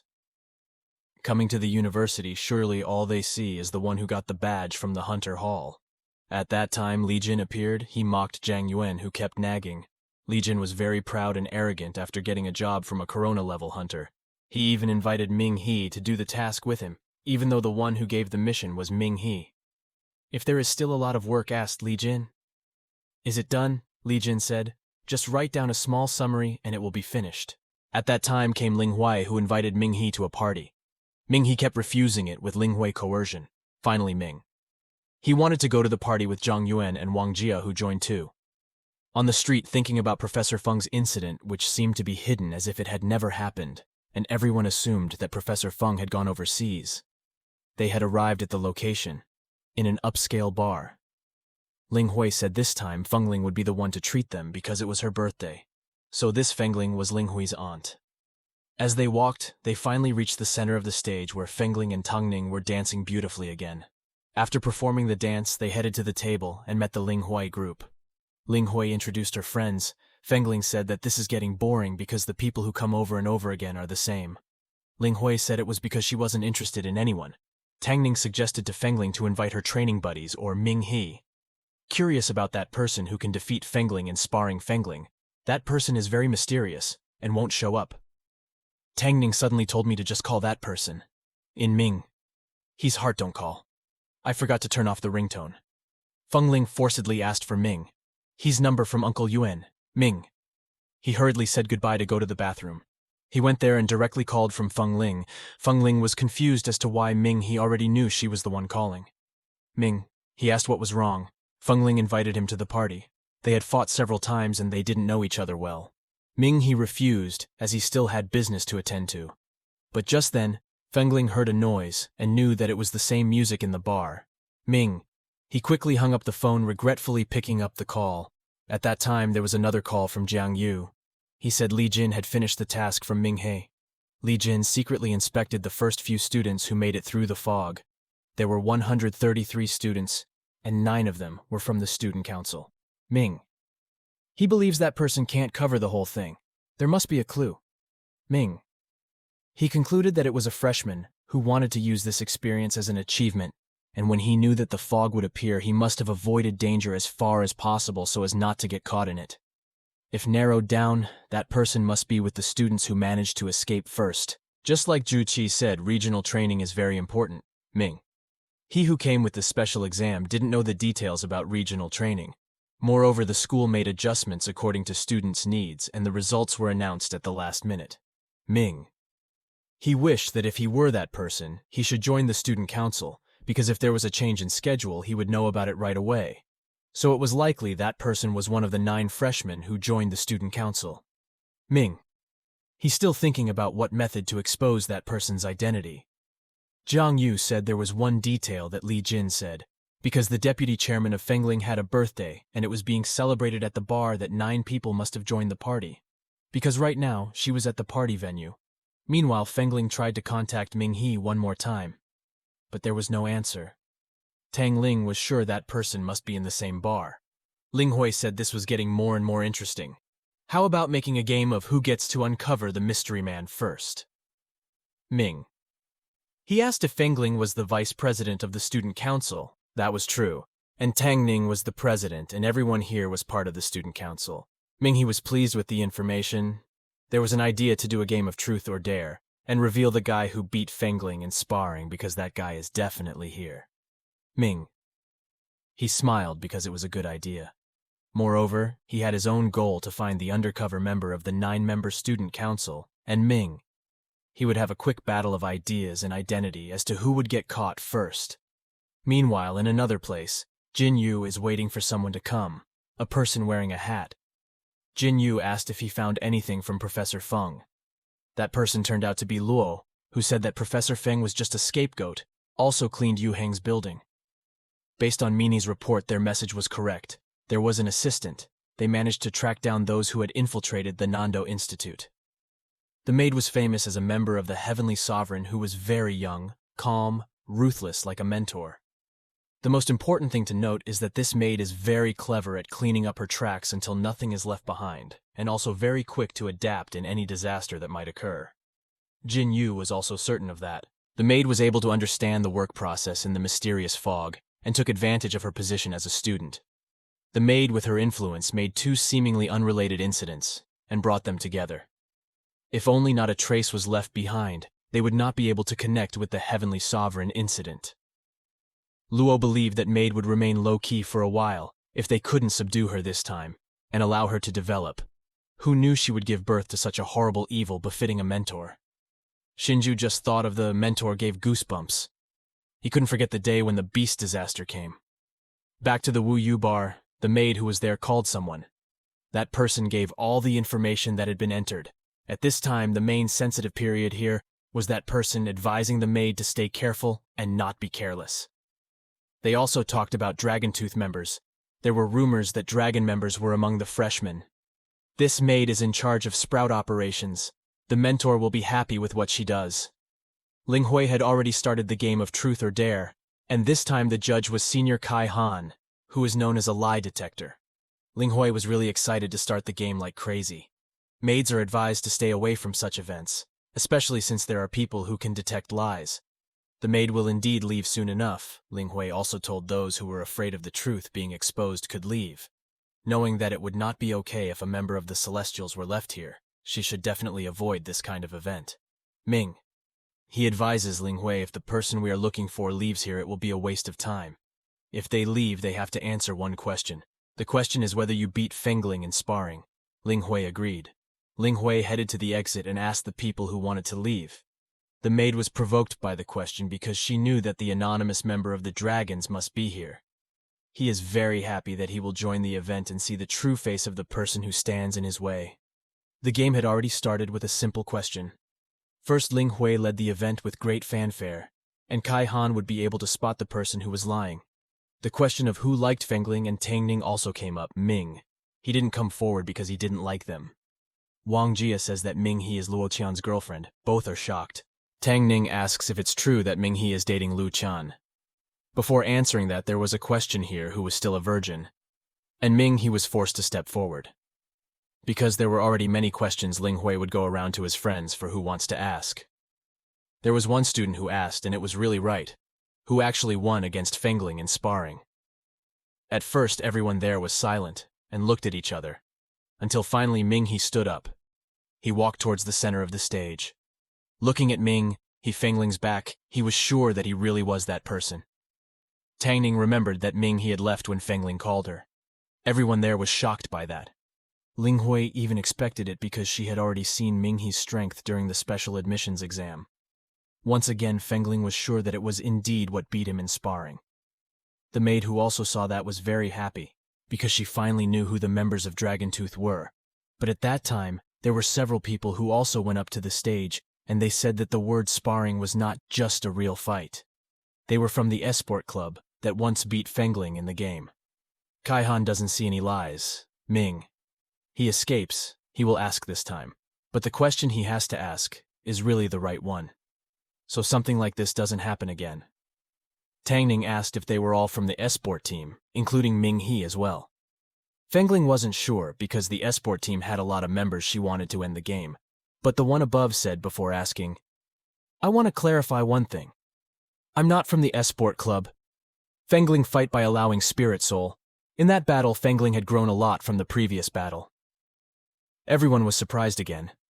Ling Hui, who heard that, was already sure that it was Ming He. But why did he reveal his identity now? Tang Ning said it must have something to do with the question Ming He was going to ask. Ming, he continued, saying that after you all know who I am, is there anyone who looks down on me or hates me or someone who wants me to die? Come forward. After saying that Ming, he walked towards the table where Fengling was. Everyone was still speechless at that question. Ming. He asked Fengling and the second vice student council while showing the names of 9 new students who would come forward. He begged because it was very important. But Fengling didn't know, because they were still new members. Instead, Tang Ning wanted to take a look while watching for anyone who came forward. There were 4 people who came forward, but Tang Ning said there weren't any. Ming. He was surprised that none of the 9 people came forward. Ming He again confirmed it. Ming He was quick in his decision, Ling Hui said, because it was late the party could end. Ming He was deep in thought. While looking at everyone there, the maids there were happy to have found a member of Dragontooth. Ming He was very annoyed that he had uncovered her identity, but he couldn't find the maid's identity. He drank to relieve his dizziness. Fengling approaches and apologizes for causing trouble. Ming He said it wasn't because of him, it was because of himself that he failed. Ling Hui looked at Ming He, who was drinking heavily. He regretted not having Ming He drink with the special group earlier. It turned out that Ling Hui also brought 5 people who also took part in the special reception with Ming He, and they were at the next table, but Ming He didn't observe them. Ling Hui said it was only natural since the previous gathering didn't participate, and they were so excited when they talked about courage with special exams. What if the maid knew Ming He before Ming He's question just now wasn't that sharp? If that person really knows him, it means that person already has a sharp aura and hatred towards Ming He. Ming He's question earlier said, did anyone there hate him, knowing that he beat Fengling? So that question won't work because the maid already hated Ming He before. He asked Ming He of the 9 members of this council if there was anyone who took the special exam. After seeing the names of Ming He, Ling Hui pointed out one person named Zhu Yue. He was the one who took the special exam and entered the student council. Tang Ning also said Zhu Yue was the last council member to join. Ming He asked whether the new student practice schedule was decided by the student council and the campus, and that was also justified. He asked Ling Hui, where was that person? That person had just left, he might as well be in the parking lot, because Ling Hui remembered he had brought a sports car with him. Ming He remembered that his appearance was normal. He already knew Ming He and had many ways to kill him. He was still angry that Ming He ruined his plan. When he was about to leave, he was surprised because Ming He was already in front of his car. Zhu Yue quickly gasped his car. Ming He was forced to avoid continuing to chase Zhu Yue's car, which was certainly faster. Zhu Yue, who was calm in the car, looked at Ming He, who was chasing after him. Ming He, who was behind, was startled by Ling Hui, who was riding the motorbike. He took off the motorbike for Ming He to catch up with the car. Ming He drove it and thanked Ling Hui. In that pursuit, Ming He realized Zhu Yue could use the inexperience of the freshman from Nando to cause a ruckus, and it fit perfectly with the appearance of the mysterious fog a few days earlier. When the special admissions exam was difficult to enter, Zhu Yue donated 6 million in the entrance exam and bribed the examiner to avoid the queue and enter the Nando Institute straight away. When Ming He took the special exam, he almost pushed from his spot. Zhu Yue had been on the verge of letting him go from the start. Because many people have suffered because of Zhu Yue Ming, he will not let it off the hook this time. Zhu Yue was surprised to see Ming He, who caught up with him on a motorbike and mocked Ming He, who was tired of living. He used his spirit power to appear a purple aura in his hands which could control nearby objects. 2 trees uprooted and headed towards Ming He.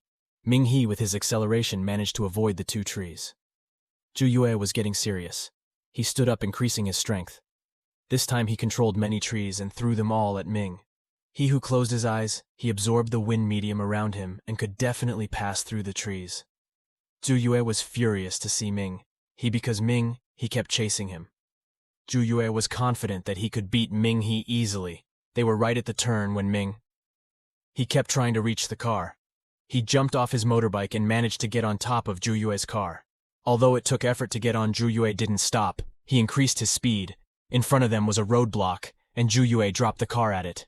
Ming He couldn't get down yet, and the car fell down, exploding. Ming He, who he thought was dead, he called his friend and said that the person from Dragontooth was dead. But Zhu Yue here doesn't tell who Ming He is because he also believes that Ming He is dead. While continuing to chat, he was surprised by Ming He, who was not dead yet and appeared in front of him. I told you I would catch you and drag you to their graves to beg for mercy. Zhu Yue was surprised that Ming He was still alive, but he smiled. He didn't expect Ming He would chase him this far, and Zhu Yue scoffed at his childlike abilities. Zhu Yue clawed at the air, and the claws aimed at Ming He.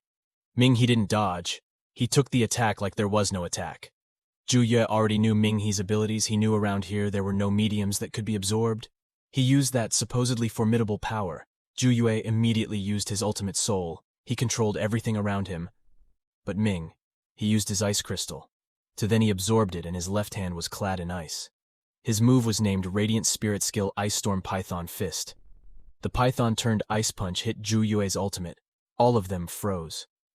Zhu Yue was surprised because it froze so easily. Ming He was already in front of him. He prepared another punch. The Python is back to attacking. You think you are powerful and strong, always mocking and trampling on other people's important things. Do you think you are superhuman? You're nothing but trash, Ming, he said as he punched Zhu Yue's still frozen face. If you hate humans, go to that corner there to rot and don't make trouble for everyone who wants to live quietly.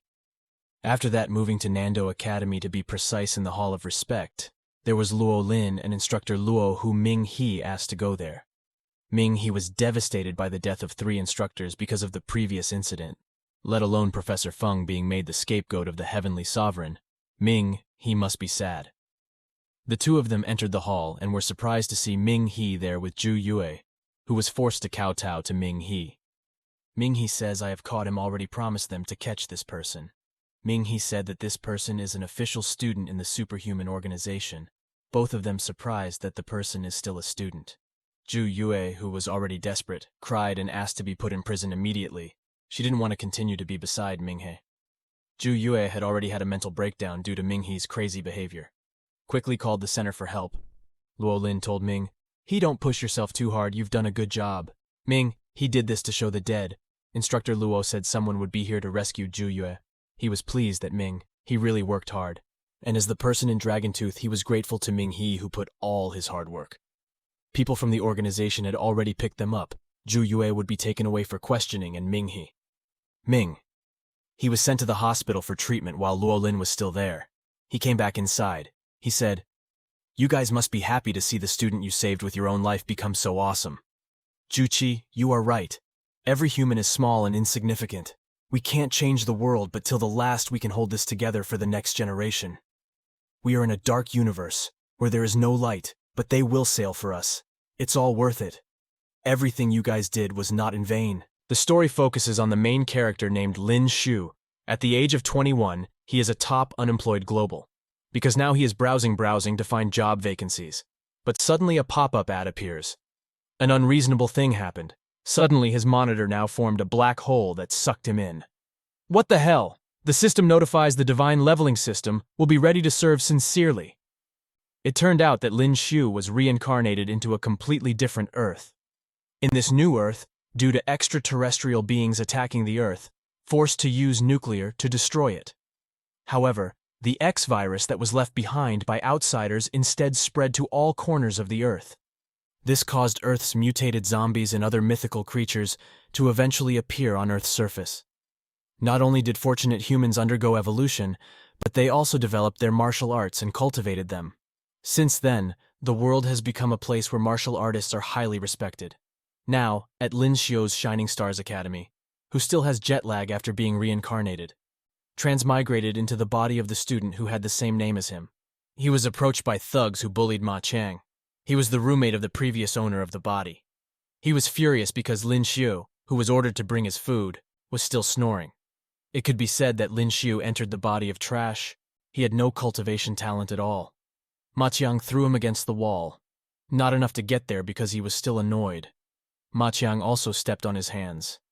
Lin Xiu, who felt pain, slowly woke up from his sleep. He wakes up and is confused because a stranger is already beating him. Just as he was about to stand up, Lin Xiu has already beaten again. Not believing he had been reincarnated, he was annoyed that he was reincarnated into the body of trash. Now the memory of this body is starting to show.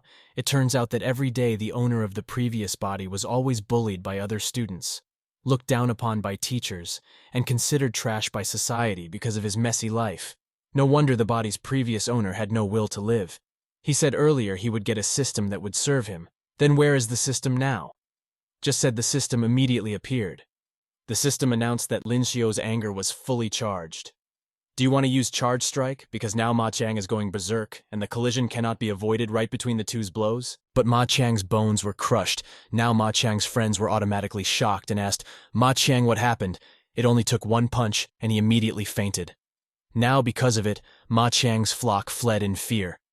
Even though Lin Xiu managed to win, the injuries he received were too much, moreover, coupled with the side effects of the skill earlier. Now the system appears again, because Lin Xiu managed to defeat the enemy using Charge Strike. For the first time, he is given one chance for gacha. From there, he now gets 10,000 aliens coins, which he can make for medical treatment, because if you want to buy anything, you need alien coins. After gacha, now Lin Xiu goes to the UKS. He meets a beautiful nurse. Because Lin Xiu was often injured, the nurse asked what kind of recovery liquid Lin Xiu wanted. Lin Xiu said he wants the liquid that costs 9,800 aliens coins. While waiting for the process, he took a look around his current body. He felt his body was really bad. Maybe this was because he was always being bullied before. Lin Xiu was determined that from now on, he would never get beat up again. Then preparations for recovery began. The liquid has now entered the tube. The estimated time needed for recovery is around 5 hours. After some time, now in class, 29's homeroom teacher explained that 20 students could enter Sector A20 to gain combat experience. All students who are already novice martial artists are welcome to join. And because Ma Qiang was nowhere to be seen, the homeroom teacher asked, "Where did Ma Qiang go?" Ma Qiang's friend explained that Ma Qiang was undergoing surgery in Sector C because he fought against Lin Xiu. The class atmosphere was immediately excited. Ma Qiang lost to trash. Because the class atmosphere was getting noisier, the homeroom teacher decided that Ma Qiang would be absent from this practice. Suddenly Lin Xiu appeared and said, "Then can I just go, sir?" But because of the homeroom teacher's track record advising that Lin Xiu is not reckless to go to Sector A20, it is very, very dangerous. Seeing the trash that was fighting, Xu Jun also said, "Hey, that trash of Sector 20 is full of zombies. Are you going to kill yourself by giving your head to them?" "Then what about defeating you? I can come," Xu Jun explained. His emotions immediately accepted the duel. Before fighting Xu Jun using his analytical eyes, upon a look, he was only slightly weaker than Ma Qiang. If Lin Xiu could be careful, he would be the victor. And in the Shining Star Academy dueling arena, many students already want to watch. Without lingering, the battle begins. Xu Jun opened an attack. Accept this. Even so, Lin Xiu now feels tingling, but it's okay. Lin Xiu's anger is now starting to fill up. He just needs to dodge and hold back the attack. Seeing Lin Xiu just dodging around, the students started making fun of him. While from above, the homeroom teacher of his students misjudged him. If at this time Lin Xiu was just dodging. "But look at him, he is so calm in his fight, don't dodge," shouted Xu Jun. And when his anger was 100% now, according to Xu Jun's request, it was time for Lin Xiu to attack. The two of them were now hitting each other. The clash of punches resulted in a strong gust of wind, and again Lin Xiu sent his opponent flying off. "Impossible, you're trash. If you lose to trash like me, that means you're worse than trash." The homeroom teacher also asked other students to bring Xu Jun to the UKS. He permitted Lin Xiu to prove his eligibility. "Teacher, now you can come with me." "Of course you can." And now in the sector, A20 and his friends have arrived. Sector A20 is located in the north of the city. Sector A20 is one of the many cities affected by the virus, so the city is full of zombies and other creatures that have mutated. Although this place is dangerous, it is full of resources. Everything from the monster's body that can be used as equipment for soldiers to the evolved core in the monster's brain is very useful for martial artists. It is used for cultivation to strengthen physically and develop martial artists. Now, before entering the homeroom teacher, he warns him first, if this isn't an ordinary exercise, they all have to be able to adapt. Because if they don't, they will die here. Because in the previous year, there were fatalities. The 20 students will be divided into 5 groups, so one group will consist of 4 people after the long lecture is over.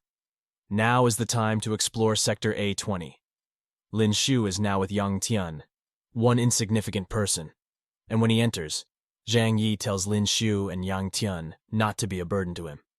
It wasn't long before Lin Shu saw movement in front of him and ordered everyone to stop talking. Now everyone is ready to fight. Because behind the thick fog, Zombie's figure comes crashing out. Judging from his status, even though zombies are just chatting, their fighting power is higher than Lin Shu's. Because his comrades have nothing to rely on, Lin Shu must be brave. After all, he also needs XP so he can be stronger. Who would have thought that it only took one slash to be able to split the zombie earlier after killing the zombie earlier? Now Lin Shu managed to get 200 XP points. Lin Shu immediately went up to level 2 and got 2 skill points immediately. Lin Shu added it to the strength attribute so he became stronger because he was happy just leveled up. Lin Shu was even careless now, shouting a warning. Zombies were ready to pounce on him. Then, because not wanting to be outdone, Zhang Yi also told him to just step aside. He wanted to slaughter the zombies. And in an instant, the least willing to lose was that he could slaughter the zombies alone. No newer just being able to slay zombies. Zhang Yi automatically became even more arrogant. He made fun of Lin Shu because he was frozen in fear. Now Lin Shu is annoyed because his exp was taken earlier. Since he doesn't want to make a fuss anymore, it's better to just continue exploring. Time passed after going deeper. Lin Shu again ordered his team to stop, but that unimportant person thought that a weak zombie would appear like before. So now he is very confident. Now it's time for him to act, and it turns out that the leader of the zombies appears. His fighting power is at 580 points because he knew the enemy was different. Lin Shu told Yang Tian to just shut up, but because that unimportant person didn't know that the zombies were different, he was even reckless. The leader of the zombies darted quickly and started to panic that insignificant person. He was pounced on now when the zombie wanted to bite him. Zhang Yi came to save him. Zombie fell. Now is the right time for Zhang Yi to end it here. Telling not to rush to attack, failed to kill in one hit later. The zombie leader will summon his troops, given directions by Trash. Zhang Yi did not want to listen to him, and immediately slashed, and he indeed failed, because the zombie leader was able to dodge. Zhang Yi was shocked, and he didn't think that this zombie could dodge. But it was too late, as Lin Shu said now. The zombie leader started calling his troops now. In an instant, the zombie army, which was very much in number, was ready to pounce on them all. Because he was afraid he would just run away. Of course, those insignificant people were also here. Yang Tian suggested Lin Shu they should also leave, but Lin Shu's hands clenched now. He seemed to refuse to go. His heart was churning. This was his golden opportunity. A lot of XP was already in his hands. In front of his eyes, imagine if he succeeded in slaughtering all of these zombies. Surely he could level up a lot, right? That's why now Lin Shu chose to move forward. Lin Shu ferociously slashed every zombie that approached him, and saw Lin Shu, who was so excited. Yang Tian thought, is this the Trash he knows now? Beside Yang Tian, there are already zombies who want to attack. Because it's like this. You don't want to join too. The two of them fought very fiercely with the zombies, and now the leader of the zombies bumped into him with his big mouth wanting to eat. But it wasn't that easy because he managed to hit him, and now the system appears notifying. When Lin Shu manages to go straight to level 5, Lin Shu gets 12 skill points. Now it's clear everything was added to the strength in this way. Lin Shu's muscles became more muscular now by hugging the zombie leader to death. Then by taking his sword, Lin Shu beheaded this zombie leader, and after that, he and Yang Tian managed to clean up all the remaining zombies. Now Lin Shu level up all 6 skill points, which he can distribute to speed and physique, 3 points each, because already at level 6, this managed to unlock a new feature that is a genetic lock system feature. This is someone's hidden potential according to the legend here. If someone can unlock his genetic potential, then he will be able to become a god. Immediately Lin Shu tried to activate his genetic system, but it turns out that to activate this feature, you have to reach level 15, but it's okay. Lin Shu is still optimistic that it's only level 15, soon he will be able to achieve it. And now Yang Tian praises Lin Shu. It's different now. Even he can slay a lot of zombies calmly. Then they continued hunting, and now they arrived at the boundary for beginners. There was a sign here that said novice martial artists were forbidden to enter. They were nothing yet. They were already faced with a dire situation. The camouflage python was ready to devour them now. Because the system couldn't analyze it, he thought these pythons must be very strong pythons attack.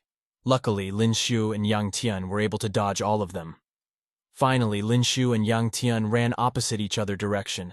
But I don't know how the python chooses to chase after Lin Shu now that Lin Shu is hiding. Is it really bad luck or what? Did he just escape from the python? Lin Shu is now faced with evil adventurers right now. Lin Shu is being mugged to be robbed. Even now took Lin Shu's sword, and then he prepared to slash it. Wait and see.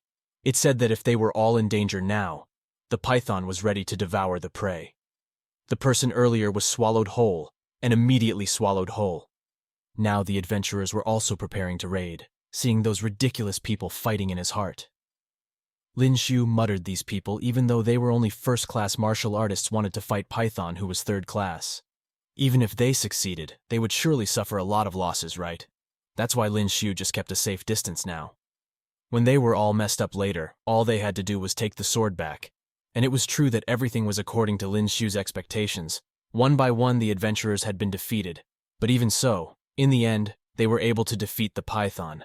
Now knowing that Lin Shu was the one who made Python come here, the leader of the adventurers also ordered to help skin him, or else he will kill Lin Shu. I will help skin him because all of it will be mine. Hearing that, now this adventurer becomes emotional. Lin Shu is so presumptuous. How dare he die but casually avoids the slashes earlier. Lin Shu is confident, now everything is going as he imagined. This person must have a little more strength, right? Damn, kill me if you dare. I'm from the Jiang family, but Lin Shu doesn't care, and he slashes him. Now Lin Shu manages to get 2500 XP. Lin Shu goes up to level 7 now. Not only that, Lin Shu also gets the chance to make gacha once again, even though he almost died earlier. It's worth it if the prize is like this, but before gacha Lin Shu wants to boot first, because there's a lot of loot that he has to tidy up. He's very amazed that this is the first time he's seen evolved crystals directly. Not to mention from the adventurers earlier, Lin Shu also got 2 cores again. After finishing all his business, Lin Shu now intends to return to the starting point, but instead got lost. Lin Shu is now going deeper, and is now in front of the danger zone. Lin Shu can't stay here too long. It's too dangerous for him. Then instead, Lin Shu saw a beautiful and strong girl who came to face the leopard, was very calm. Very slowly but surely Luo Yue mastered the fight. This leopard was overwhelmed by Luo Yue, seeing that he was sure that one day he would be stronger than Luo Yue. And now suddenly the tiger that was already helpless released its ultimate skill, unlucky for Luo Yue. It was famous for a very powerful explosion. But then, isn't this a golden opportunity for Lin Shu? So now Lin Shu is slowly approaching the leopard. Then when Lin Shu wants to kill the leopard behind him, now it turns out there is another leopard. The leopard is known to hunt by in pairs, so it's better for Lin Shu to run away first, because he realizes that his abilities aren't strong enough to fight against that. Lin Shu is now on the brink because he has no other choice. Lin Shu can't help but have to jump. Fortunately, there is water below so he can survive. Besides that, now that Lin Shu was nearby, he found Luo Yue also still unconscious, so Lin Shu brought her to the mainland. How could there be a girl as beautiful as this? Lin Shu muttered in his heart, taking a look. Maybe this Luo Yue's age is around 17. 18 years, but at that age, Luo Yue was already a rank 4 martial artist who must have come from a prominent family. Then time passed. Now that after fishing, Lin Shu also burned the fish he got again deliciously eating. Suddenly, Lin Shu was pointed at a sword by Luo Yue, who had regained consciousness. "What are you doing, crazy girl?" Lin Shu shouted. Yes, it's only natural that there was a boy in front of him who was not wearing clothes when Luo Yue had just woken up from her stupor. Lin Shu slowly tried to explain that he was only saving her. Then Lin Shu also offered his grilled fish to Luo Yue. Surely Luo Yue was hungry, because after she woke up from fainting because Luo Yue didn't want to eat the fish, Lin Shu suggested that Luo Yue just eat. There is no medicine here to heal wounds, so now they are sitting around same fire after getting to know each other. Luo Yue explains she doesn't like Booty's debt to people. If Lin Shu wants something from him, then just say it afterwards, so there won't be Booty's debt between them. At night, Lin Shu begged to be given a good prize, but it looked like he would get 10,000 aliens coins again. Fatina level or the lowest, the skill has several levels from the lowest catfish to the highest diamond. But after reading and reading, it turns out that this skill is a growth-type skill.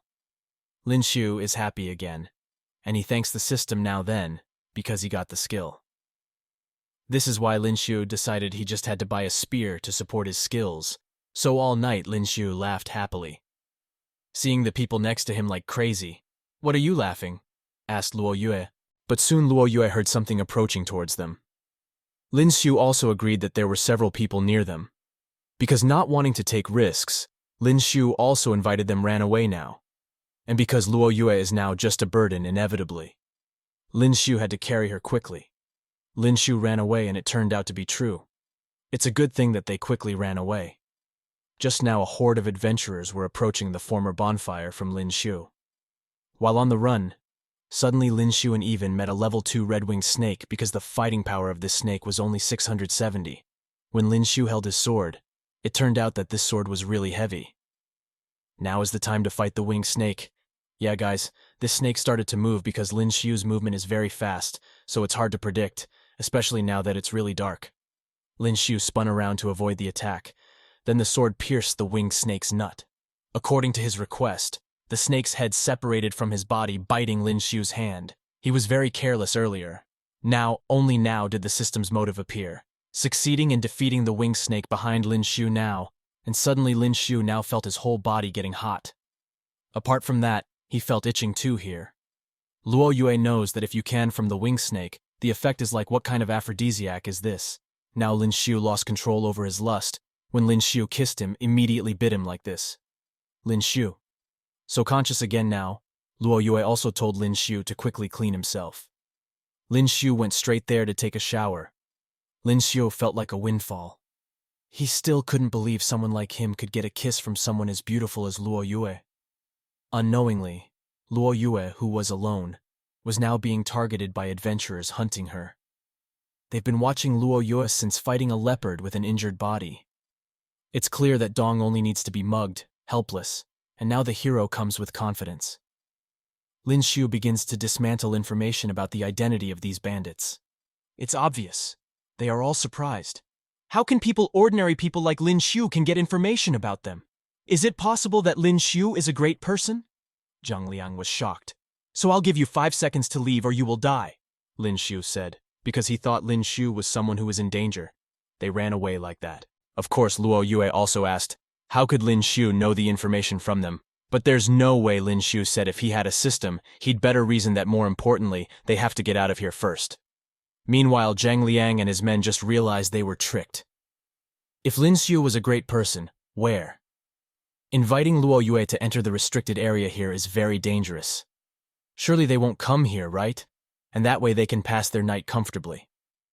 Then the next morning, Lin Xiu was surprised. Luo Yue fell asleep leaning on him. Not long after, Luo Yue woke up. She felt a monster. Who approached Lin Xiu approached the monster earlier. It would be good to use that monster for Lin Xiu's training. Now Lin Xiu had to face the level 2 wild boar thanks to Luo Yue's guidance now. On the second day, Lin Xiu could easily deal with the wild boar earlier. All 30 times Lin Xiu slaughtered the monsters nearby. Lin Xiu was now at a better level, because he was already healthy, and Luo Yue ran away. Obviously, Dong Lin Xiu forbade him. Of course, the bandits were still waiting for them outside, but didn't care anyway. He didn't want to come out. Yeah, intent on finding the leopard, the other wanted revenge before leaving. Luo Yue said if Lin Xiu wasn't much stronger when they met again, he would teach her a lesson, and so they parted ways. Finally, Lin Xiu came out of the restricted section of the sector that was targeting him. It's been 2 days, right? It's been 2 days because I just thought about it now. There was a slash aimed at Lin Xiu. Fortunately, Lin Xiu was easily able to dodge, and then he countered the attack earlier. Who did you say? And that was one of the members of the bandits yesterday. At first they were going to leave, but coincidentally this person met Lin Xiu, even though he was confused because Luo Yue didn't have any bandits. He felt he had to get rid of Lin Xiu first. Surely later the other bandits will also come and use it to attack Lin Xiu. Lin Xiu tried his best to hold back the attacks. He didn't run out. He was knocked back now, damn it. I wish I had a spear. Lin Xiu's anger was already full, so 100% just went ahead and used the future smashing kick. At first, the bandit was calm because he thought he could withstand the kick earlier. But he didn't know that the power of Lin Xiu's attack could shatter his bones. Now he was kneeling down in front of Lin Xiu. And now Lin Xiu just has to choose to get XP again, because he managed to kill the bandit is now level, because he now gets a new skill, is an active skill when Lin Xiu uses it. Lin Xiu's strength, physique, and speed can increase many times in 10 minutes. But there is the side effect, was also that once the duration was up, Lin Xiu would be in a state of extreme exhaustion for 5 minutes. Not long after, Lin Xiu was startled by the sound of people calling the name of the bandit he had killed. Now all of them joined in saying, "What a child. How dare you kill my comrades here?" Lin Xiu was faced with Lin Xiu's combined attack, and there was no other choice. He had to use his new skill. Rage was activated. An energy explosion was now overflowing around Lin Xiu. Now Lin Xiu felt his whole body filled with strength, but it was a shame the duration was only 10 minutes, and the penalty was 5 minutes. Therefore, with his crazy speed, Lin Xiu chose to run away while hiding. Seeing that a member of the bandits carrying Lin Xiu's spear appeared from above, and in an instant, Lin Xiu had succeeded in snatching the spear weapon in this way. Lin Xiu was confident that he could fight the remaining bandits now. One person came to see Lin Xiu. He immediately reported to all his colleagues while waiting for the help of this one bandit. Instead, he dared to attack alone. Lin Xiu's spear was now covered by hot flames, then Lin Xiu went forward to attack. Seeing this skill, this person was scared. What kind of skill was that? In an instant, Lin Xiu was able to kill him. Zhang Liang, who had just arrived at the location, was even more shocked. Impossible. How could Lin Xiu be that strong now? Zhang Liang and the rest of his flock attacked Lin Xiu simultaneously. Very drained when using the 1000 skill earlier. Now he can only use that skill one more time. Besides that, Lin Xiu's anger is still at 60%. Lin Xiu is constantly holding out as hard as he can to withstand the onslaught of attacks. He thinks he must immediately kill Zhang Liang, because Lin Xiu can still hold on. Obviously, these bandits are surprised that there is only one possibility that Zhang Liang thought of. For sure, Lin Xiu has a skill to increase his fighting power. Zhang Liang is sure that skill just now must have a side effect. Lin Xiu, so as not to run away again. Now the system appears notifying when Lin Xiu's anger is full. Lin Xiu attacks with charge strike. Again sees Lin Xiu's attack, aimed at him. Zhang Liang is sure he can handle it the same as the person earlier.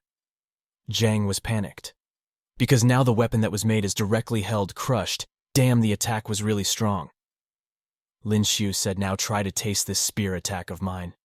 But it's a shame the victorious spirit in front of his eyes immediately vanished, because the spear couldn't hold the skill earlier, especially now the buff of the skill rate has reached its time. Now, it's looking down limp. Clearly, Zhang Liang feels it seems the universe has decided his death died suddenly. Just a laser attack now saves Lin Xiu. Now the nurse who used to take care of Lin Xiu came. She said, "Low-class adventurers like you dare to touch a disciple of Shining Star. I'll count to 3. If you haven't left, I will slaughter all of you." When she sees the nurse's status. Her name is Xiao, is in 4th level martial artist. Even though when he first met Lin Xiu, thought that ordinary people because they were afraid they would run screaming. Now Lin Xiu asked, "How come Xiao is here?" He answered by saying that he is a doctor at school, so he is here to heal the students, the injured. Now it's time to return to square one. Now at the starting point, the students have returned and started to announce all their loot. The homeroom teacher is proud of his students because many of them are growing rapidly. But it feels like something is missing, asking Yang Tian. Yang Tian replied if they got separated because a python attacked. When chased by Lin Xiu, instead went into a dangerous area. Lin Xiu, who was still a rookie, even entered the most dangerous zone here. Zhang Yi started screaming trash. He's still trash. At least he's dead. Yang Tian doesn't accept here. The homeroom teacher stops the two of them. It's getting late soon. We don't want to spend the night here. That trash is probably already dead. Whose mouth was that? Lin Xiu's loud voice was heard. Lin Xiu took out all of his loot. There were 16 cores of level 1, 2 cores of level 2, and 3 cores of level 3. The homeroom teacher was extremely shocked. The level 3 monsters had 3 haters. Still can't believe it. There's no way trash can kill a level 3 monster. Lin Xiu must be cheating. The homeroom teacher said that Lin Xiu is cheating. Why don't you cheat too? One level 3 core costs almost $500,000. Can you afford it? That's why now the homeroom teacher continues data again. He tells everyone that after this, everyone can rest. At the inn. Apart from that, because they haven't officially become martial artists, they can't sell it. Fortunately, the innkeeper is willing. So Lin Xiu is now at the inn. The owner explains that he will buy every single level 1 core at a price of 1,000 aliens. Because Lin Xiu has the most loot. So you have to be the last one because it's definitely taking too long for Lin Xiu. You might end up making a fuss. So everyone will take turns suggesting Lin Xiu, the innkeeper. Impressed with what Lin Xiu, the innkeeper, dared to pay dearly for 1 core level 3, He bought it for 500,000 points, so with 3. The cores were 1.5 million, all the money that Lin Xiu made, and suddenly there were students from other classes who didn't know the rules.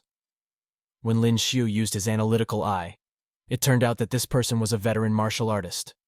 Level 1 and 2 core level 2. You guys listen up. You won't be able to do like me. You trash. Lin Xiu came to him. What's the matter for you to badmouth my name? Apologize now, or you will be taught a lesson from trash like me. Now they are colliding with each other's fists. Raw, the wind that blows makes the weak students fall down now. Sun Chen is panicking. His hand hurts. Trash.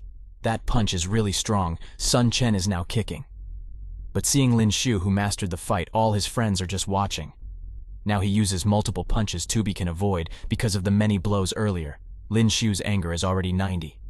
Now can you just dodge? Feel the skill earlier can be perfectly resisted by Lin Xiu, which makes Sun Chen shocked. Lin Xiu's anger is full. But Lin Xiu said to the system if he wouldn't use it against weak people like this. His strength was more than enough. He meant to show off so everyone wouldn't look down on him anymore. And now Lin Xiu twisted Sun Chen's hand after the champion of his class lost. Now the first-year students started to fight. Amidst this tension, the innkeeper said that when Lin Xiu's third-level core transaction was completed, all students from Class 1 were shocked to hear 3 Tier 3 cores. So now they are afraid of them. Lin Xiu is now starting to challenge back. Earlier he said he wanted revenge. Come here, but the fight must be over because the homeroom teacher has on arriving there, and finally the dispute ended before leaving. Sun Chen challenged Lin Xiu to compete again at the competition at the end of the semester. All the students were amazed by Lin Xiu.